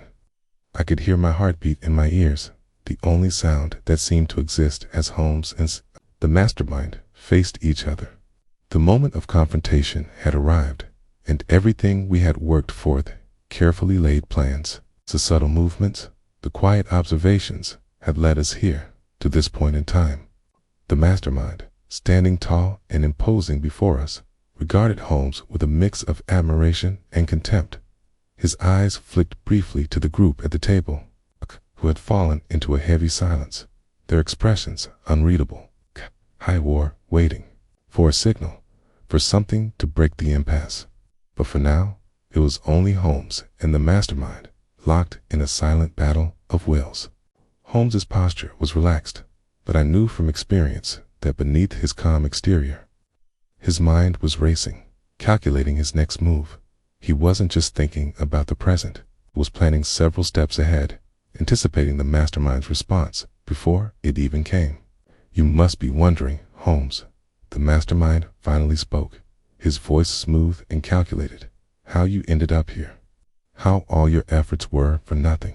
You've been following shadows, playing your little games, while the real power has been right in front of you all along." Holmes's gaze remained steady, never leaving the mastermind's eyes. "Power is a curious thing, isn't it?" he replied coolly. "It makes people believe they are invincible, that they can manipulate the world without consequence. But in the end, power is always fleeting. It only takes a small mistake, a single miscalculation, and it all falls apart." The mastermind's lips curled into a sardonic smile, but there was no warmth in it. "I've made no mistakes, Holmes. I've controlled every move, every step. Everything has gone according to plan." Holmes raised an eyebrow, his fingers lightly tapping against the edge of the table. "I don't believe that's entirely true. I think you've underestimated someone, perhaps.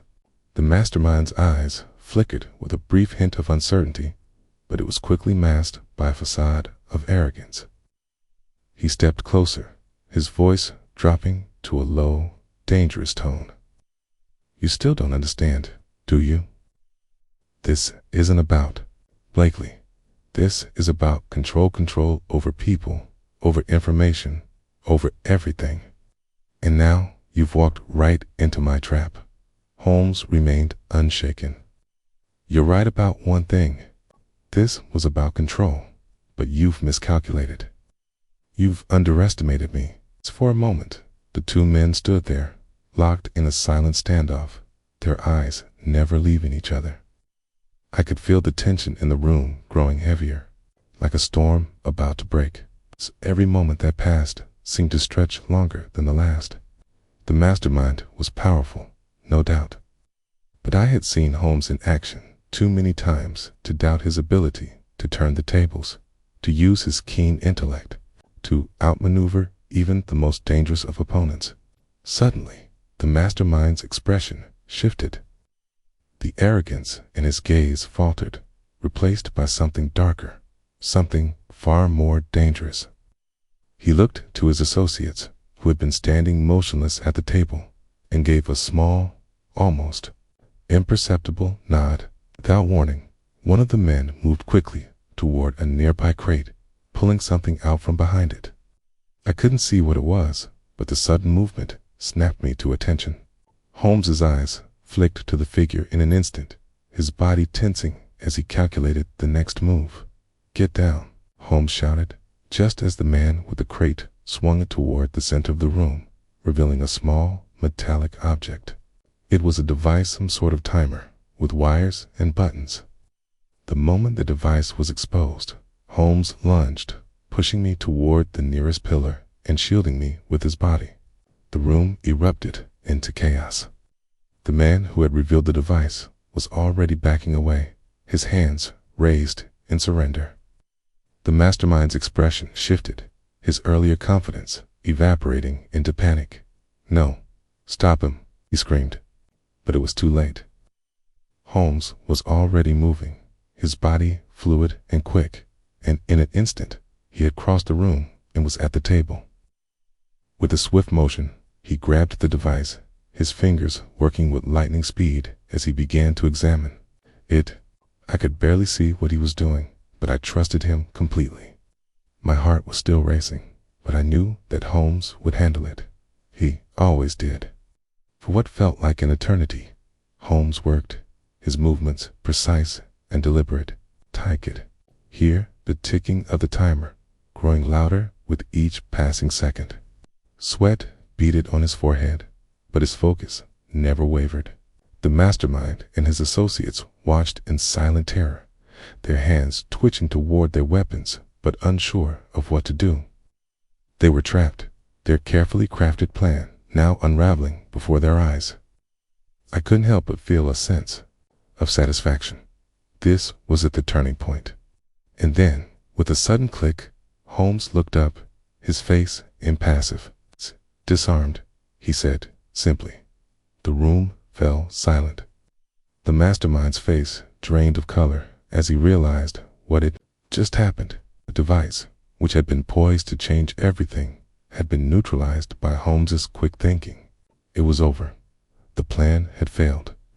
Holmes stood up slowly, his eyes never leaving the mastermind's face. You see, it's not the size of the game or the power behind it that matters, he said. His voice calm but filled with authority. It's the ability to see through the lies, to understand the true nature of the game being played. The mastermind's shoulders slumped, and for the first time he looked truly defeated. His eyes flickered with a mix of anger and disbelief, and then he turned to his associates, his voice low and guttural. You were supposed to handle this, he growled. What have you done? But the men didn't move. They were too shocked, too caught in the web that Holmes had spun. It was clear now, the mastermind's control was slipping. Holmes turned toward me, his expression softening just slightly. It's over, Watson. This part of the game is done. I couldn't help but breathe a sigh of relief. The tension in the room had evaporated, and I felt the weight of the past days lift off my shoulders. The mastermind, the players, the poison it was all coming to an end. But I knew this wasn't the final chapter. Holmes wasn't done yet, and neither was the case. The true mastermind, whoever was still out there orchestrating from the shadows, was still at large. Holmes's gaze turned back to the mastermind, his voice firm. "This is only the beginning," he said, his words carrying the finality of a promise. The game wasn't over. Not yet. The unseen hand, the mastermind's collapse into stunned silence, marked a pivotal moment, but the true weight of what we had just witnessed did not immediately sink in. As Holmes stood tall, his posture still exuding a calm confidence, the defeated man before us seemed to be shrinking under the crushing realization of failure. But this was not the end. Holmes knew. It was only a piece in a much larger puzzle, and the true game was still unfolding. I stepped forward, closer to the table, where the timer and its disarmed parts now lay scattered. The pieces of the would-be device rendered useless. Holmes made a slight motion with his hand, signaling me to keep watch as he began to address the mastermind once more, his tone clipped, each word laden with purpose. "Well then," Holmes said, his voice low but cutting through the silence. "It seems that your carefully laid plans have faltered, but you must understand this is not a personal victory. It's merely the next step in something far more significant." The mastermind remained motionless, his eyes flickering from Holmes to the scattered parts of the timer, his lips pressed tightly together in a grimace. It was as though he was struggling to process what had just occurred. He had clearly expected to win, to emerge victorious, but now, with the weight of his failure sinking in, he appeared less like the calculating leader and more like a man who had been caught in the act. "You think this is over?" The mastermind sneered, his voice thick with a mix of disbelief and arrogance. "You've stopped one small part of the plan, but it's too late. The wheels are already in motion. You've lost, Holmes. All. You?" Holmes didn't flinch, his gaze unwavering. "Do you think I would have come this far, only to stop at a single move? You're quite mistaken. I'm not interested in your devices or your theatrics. I'm interested in who's truly behind this game. Who's been pulling your strings?" The mastermind's jaw tightened. He knew, as well as I did, that Holmes's words were not just a rhetorical challenge, okay? They were the core of everything we had been working toward. The real mastermind, the one orchestrating this grand scheme, was still out there, invisible, hidden behind layers of deception. For a moment, the mastermind seemed to waver, his expression flickering with something like recognition.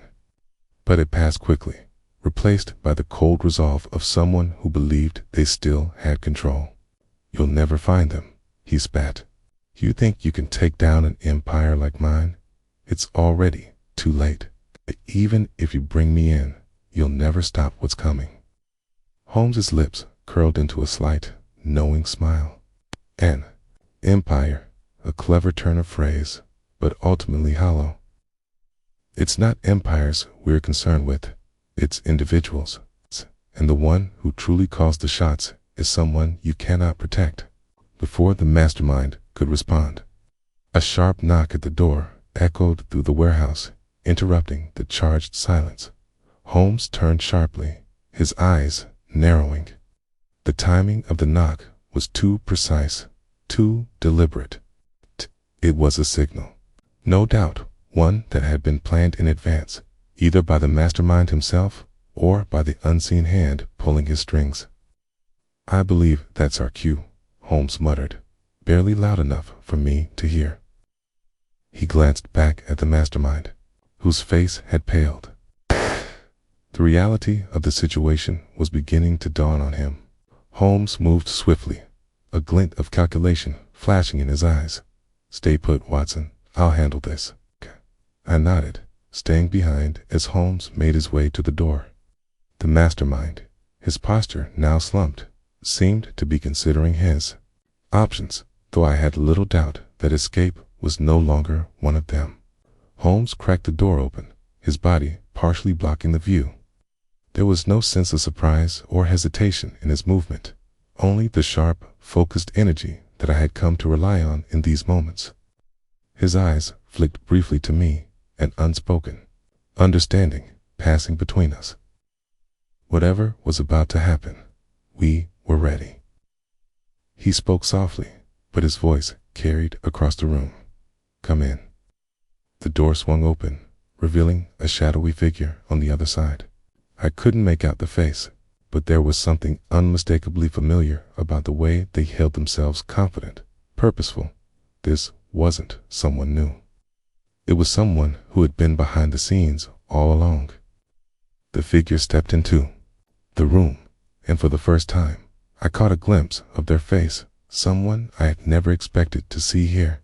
It was one of Blakely's closest associates, a man who had been present at nearly every key moment of our investigation, yet his true role had remained hidden. Standing in front of us, the man looked every bit the part of a villain, though. He was doing his best to hide behind a mask of composure.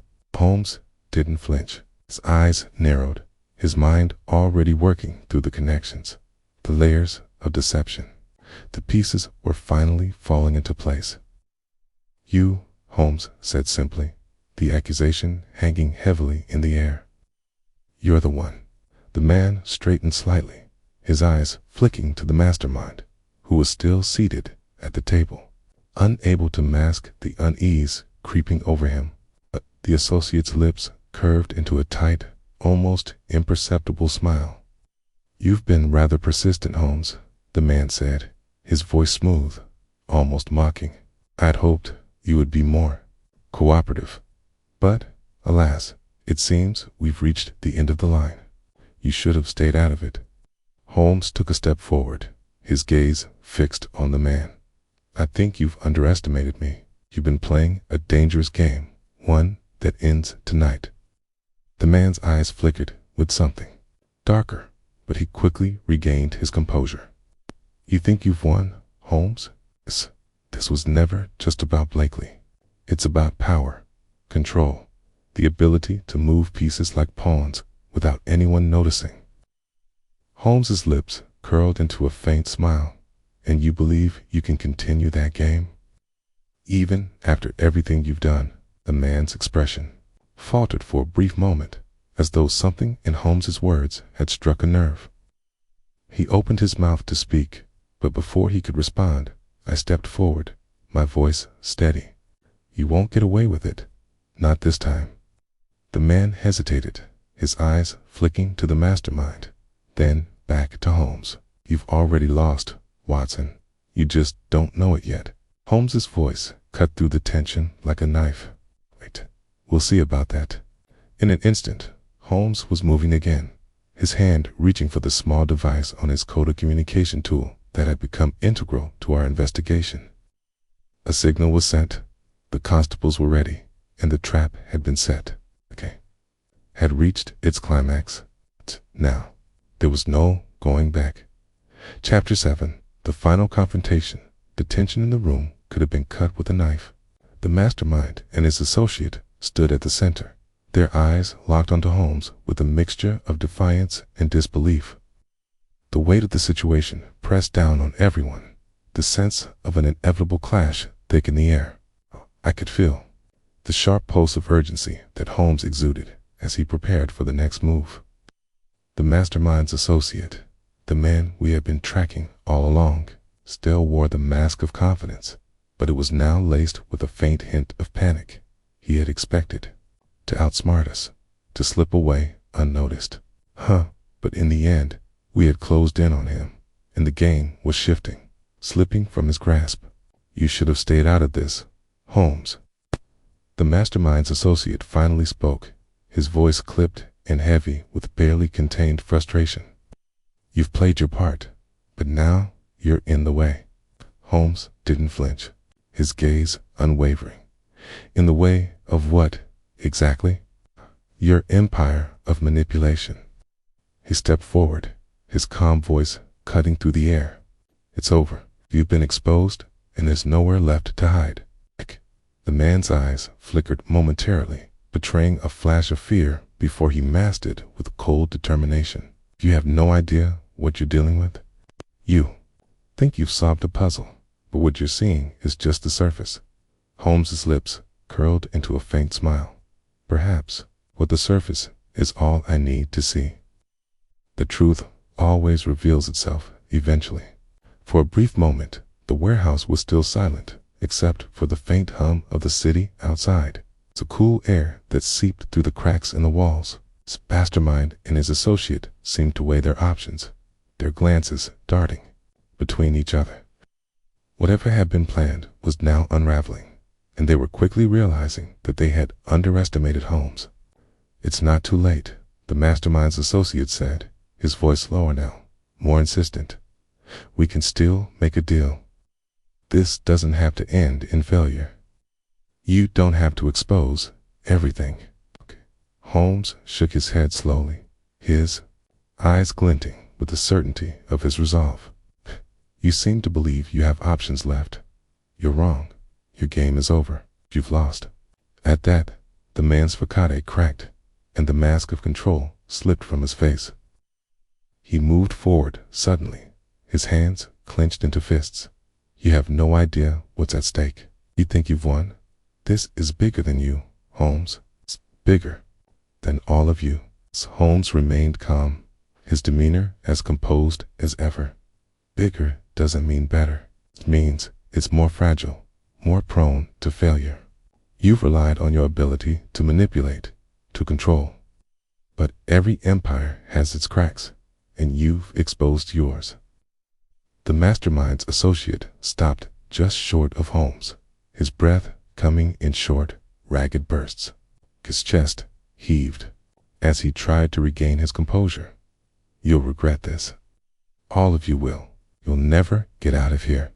Holmes's eyes glinted with amusement, but there was no humor in it. I've been out of here before, and I've come back every time.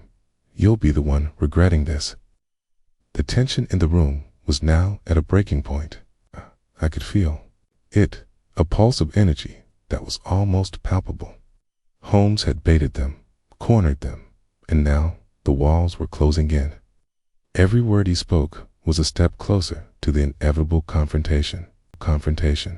Just as I was about to speak, there was a sudden sound from behind. A small movement, barely perceptible, soft shuffle of feet. I turned sharply, my eyes scanning the shadows, instinctively reaching for my revolver. Stay alert, Holmes murmured, sensing my reaction. His hand shifted toward his pocket, where he had a small device of signal flare, a signal to the constables outside. If things went wrong, we had backup. The sound grew louder, and from the darkness emerged another figure, tall man, his silhouette barely visible against the warehouse's faint light. He was wearing a long coat, and as he moved closer, I saw the unmistakable figure of Blakely stepping into the room. His face was pale, his eyes wide with fear, but there was determination in his step. Holmes took a single step back, his eyes narrowing as he assessed the situation. Blakely was here now, of all times. But why? What was his involvement in this? Last phase of the game, Blakely said, my voice rising with surprise. What are you doing here? Blakely's eyes shifted, guilt and uncertainty flickering across his face before he spoke. I had no choice, he stammered. Then, before he could finish, the mastermind's associate reacted swiftly, his hand moving toward a hidden pocket. In one fluid motion, he pulled out a small pistol, its barrel gleaming in the low light. No more games, he hissed, his voice raw with anger. You've ruined everything. Blakely froze, his eyes widening in horror as the gun leveled toward him. The situation had spiraled out of control. Blakely was in immediate danger, and we were moments from a deadly confrontation. I moved instinctively, reaching for my own revolver, but Holmes was quicker. In one smooth, practiced motion, he had drawn his weapon and aimed it squarely at the mastermind's associate, his stance steady. "Put it down," Holmes commanded, his voice icy with authority. Now, the man hesitated for only a moment before glancing down at the gun in his hand. The tension in his face flickered. He wasn't accustomed to being on the defensive. His eyes flicked between Holmes and Blakely, and for the briefest of seconds, I could see the turmoil in his mind. It was a momentary crack in the facade of power that he had worked so hard to maintain. And then, as quickly as it had appeared, it was gone. The man's grip tightened on the gun, and he sneered at Holmes, his voice dripping with venom. "You're making a mistake, Holmes. You have no idea what's at stake. No idea at all." Holmes's lips curled into a thin smile, a cold expression that never reached his eyes. "I know exactly what's at stake. You're running out of time." The final confrontation was here, and no one could predict how it would unfold. We were caught in a web, with every move we made bringing us closer to the end game. Yet, despite the uncertainty, I knew one thing for sure. Holmes had already figured out the next move. The tipping point, the warehouse, seemed to hold its breath. The standoff between Holmes, the mastermind's associate, and Blakely had reached a critical point. The mastermind's associate, his hand gripping the pistol tightly, had positioned himself in the center of the room. The barrel of the gun trained on Blakely, who stood frozen, eyes wide with fear. Every muscle in my body was coiled tight, ready for any movement, but my mind was focused solely on the interactions unfolding before me. Holmes's Tomic's unflinching gaze was locked on the mastermind's associate. He didn't move a muscle, his stance steady, his revolver still aimed at the man's chest. The air was thick with anticipation, each moment stretching longer than the last. It felt as though time itself had slowed, leaving us in a suspended reality where every decision would have consequences, and every word could tip the balance toward chaos. The mastermind's associate seemed to be weighing his options, his eyes darting between Holmes and Blakely. He was clearly trapped. He had hoped to control the situation with the gun, but Holmes had taken away that advantage with his unwavering presence. And now, the man was forced to decide whether to act on the threat he had just made or to reconsider, realizing that his power was slipping. "I'm not going to repeat myself," Holmes said coldly, his voice carrying across the room like a whip. "Put the gun down, now." The man's gaze flicked to the weapon in his hand, his grip tightening. A bead of sweat formed on his brow as he looked back at Holmes, his face contorting with barely contained rage. "You really think you've won, don't you? You think you can just stop us?" His voice was dripping with disdain. Holmes did not flinch. He merely kept his aim steady, his voice calm and controlled.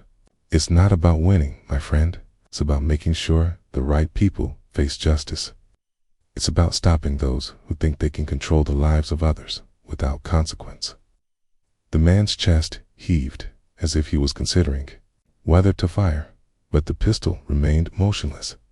The tension in the room was unbearable, and I could feel my own pulse racing in response. But Holmes was right. This was no longer a simple confrontation. It was the culmination of everything we had learned, all the pieces of the puzzle finally falling into place. The mastermind's associate was a cornered animal, desperate to maintain control, but he was losing that power with every passing second. "I'm not afraid of you, Holmes," the man spat. "You've ruined everything. You'll never stop what's coming." Holmes's smile was thin, almost imperceptible, but it held a certain coldness. "I'm not trying to stop anything, my friend. I'm merely ensuring that this game of yours comes to a close. You've played your hand. Now it's time for you to face the consequences." The mastermind's associate took a step back, clearly unsure of how to react. The moment of truth was upon him. But before he could make another move, a faint noise came from behind him, a sound that was too subtle to be ignored, but too distant to be fully understood. A soft creak, like the movement of a door. All at once, the man turned sharply, the gun lowering slightly, his eyes scanning the shadows as though expecting someone or something to emerge. But before anyone could act, a new figure appeared from the shadows at the far end of the warehouse, stepping into the dim light. I stiffened as the figure came into view. It was another person, someone I had not expected to see. The tall, imposing figure stepped forward, his face obscured by a wide-brimmed hat. His hands were tucked inside his coat, and there was a dangerous calm in his movements, as though he had been following the scene from the shadows, watching, waiting for the perfect moment. The mastermind's associate turned sharply, his expression flickering between confusion and something else, recognition. "You," he said, his voice tinged with disbelief. "What are you doing here?" The newcomer didn't answer immediately. Instead, he took a few measured steps forward, his eyes scanning the room with a knowing, almost predatory gaze. When he finally spoke, his voice was low and deliberate. "You've made quite the mess, haven't you?" "I thought I was clear. This is my operation, not yours." I blinked, suddenly struck by the realization that this was no ordinary figure. The newcomer was not just an outsider. He was someone who had been lurking in the periphery, someone who had been pulling the strings from the shadows all along. He was the true mastermind, the man who had orchestrated everything, who had manipulated the players in this grand scheme. Holmes's eyes narrowed as he regarded the man. There was no surprise in his expression, only a quiet understanding. "So, you're the one," Holmes said, his voice calm, though there was an edge to it. "The one who has been behind everything. The one who's been pulling the strings."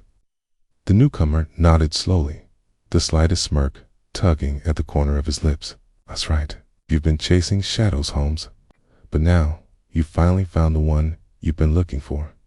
Congratulations." The mastermind's associate looked from the newcomer to Holmes, a flicker of realization crossing his face. You're the one who put this all together. You were behind all of it." His voice trembled with a mix of anger and disbelief. The newcomer glanced at the man with disdain. "Did you honestly think you could control this? I never needed you to do anything except to be a pawn.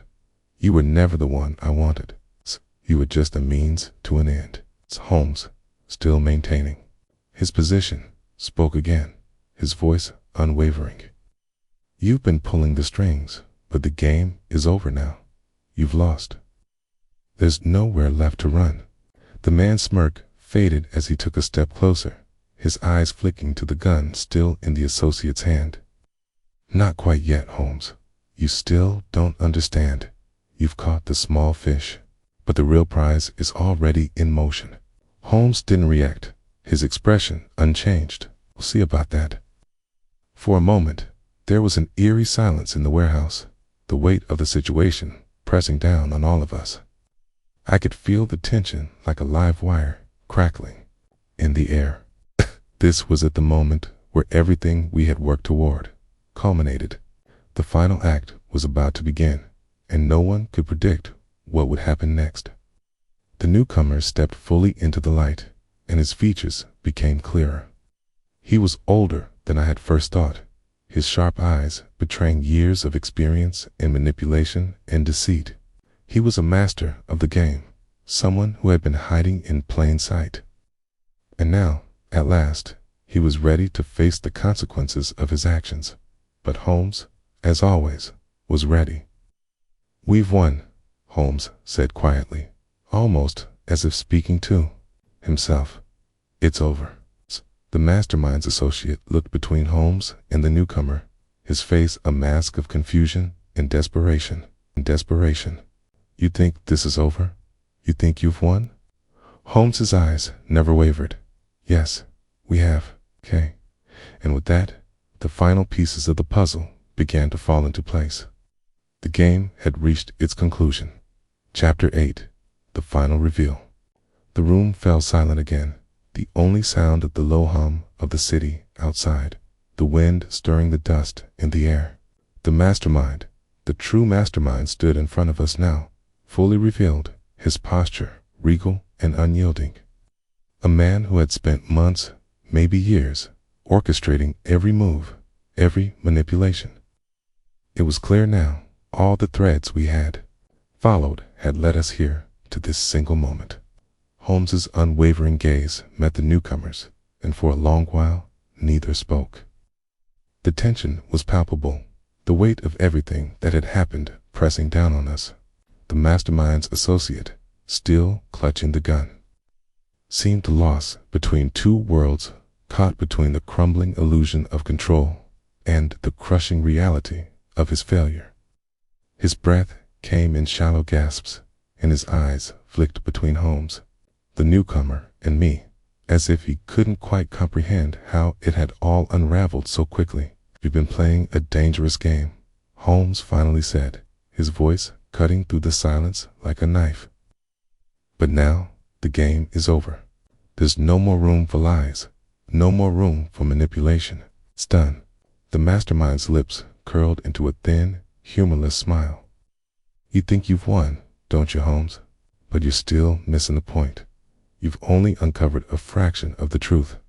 Holmes didn't respond immediately. Instead, he shifted his focus slightly, as if weighing the situation with the precision only he could achieve. "The truth is rarely as simple as you'd like it to be," Holmes replied, his tone cool, almost detached. "But the facts are clear. You've been pulling the strings. You've been hiding in the shadows. You've made your move, okay? And now you're exposed." The mastermind's smile faltered just a fraction, but it was enough to let me see the crack in his facade. For all the power he wielded from behind the scenes, there was still the vulnerability of being unmasked, still playing in the dark. "Holmes," he said, his voice darkening, "you have no idea who you're truly up against. This isn't just about you. It never was." I stepped forward, my mind racing as I pieced together what Holmes had been saying. "What do you mean? Who are you working for? It's pulling your strings?" The mastermind's gaze flickered for a moment, a brief hesitation that didn't go unnoticed by Holmes. "I have been the one calling the shots. It's all been me," he said with a grim finality. "And it still is." Holmes shook his head slightly, his eyes narrowing with sharp insight. "You're not the endgame. You're just a piece of it. You're merely the one who thought he was in control, but you've been playing into someone else's hands." The mastermind stiffened, his face tightening, and for a split second, I saw something in his eyes that betrayed his calm. It was a flicker of fear. Something deep inside him was afraid, and it was all because Holmes had figured it out. He was no longer the one leading the game. Someone else had taken his place. "You think you know everything, don't you?" The mastermind spat. "You think you figured it out, but you don't understand. You've been chasing shadows all along. The real power is..." But before he could finish his sentence, Holmes interrupted, his voice cutting through the air like a whip. "Enough with the riddles. We both know you're not the true mastermind. You're just the face of it, the one who handled the operations, the one who carried out the dirty work. But you're not the brain behind this." The room grew colder, the silence deeper. Even the mastermind seemed to falter, his bravado slipping away. He had underestimated Holmes, and now that he had been cornered, his carefully constructed world was beginning to crumble.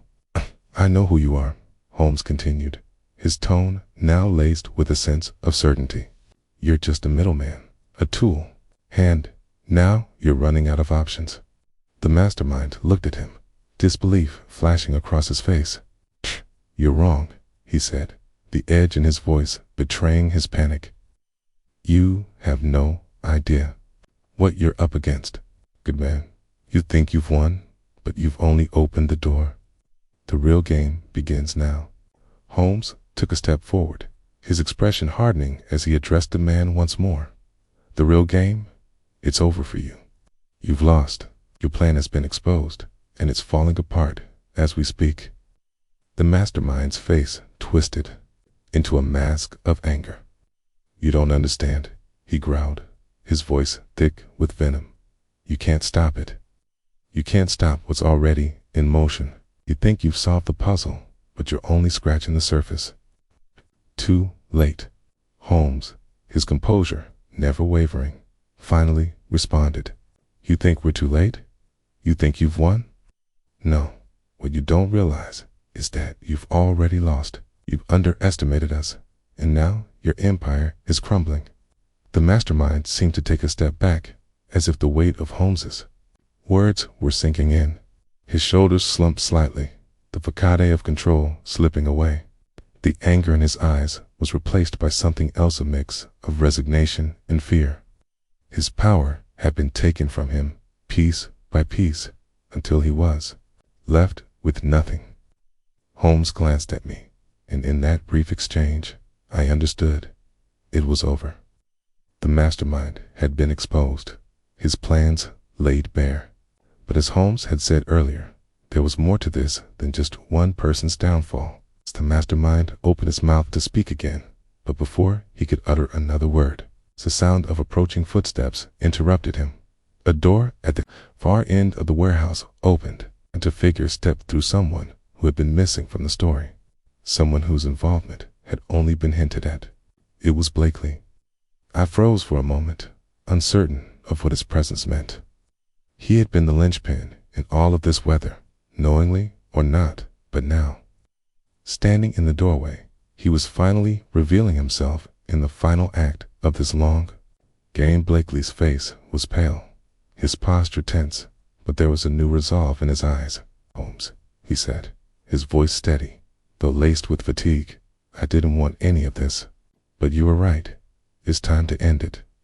Holmes turned to him, his eyes flicking briefly from Blakely to the mastermind.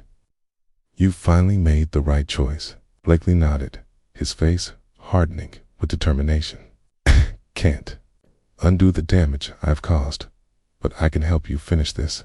And, just like that, the final piece of the puzzle clicked into place. The real mastermind had been hiding in plain sight all along.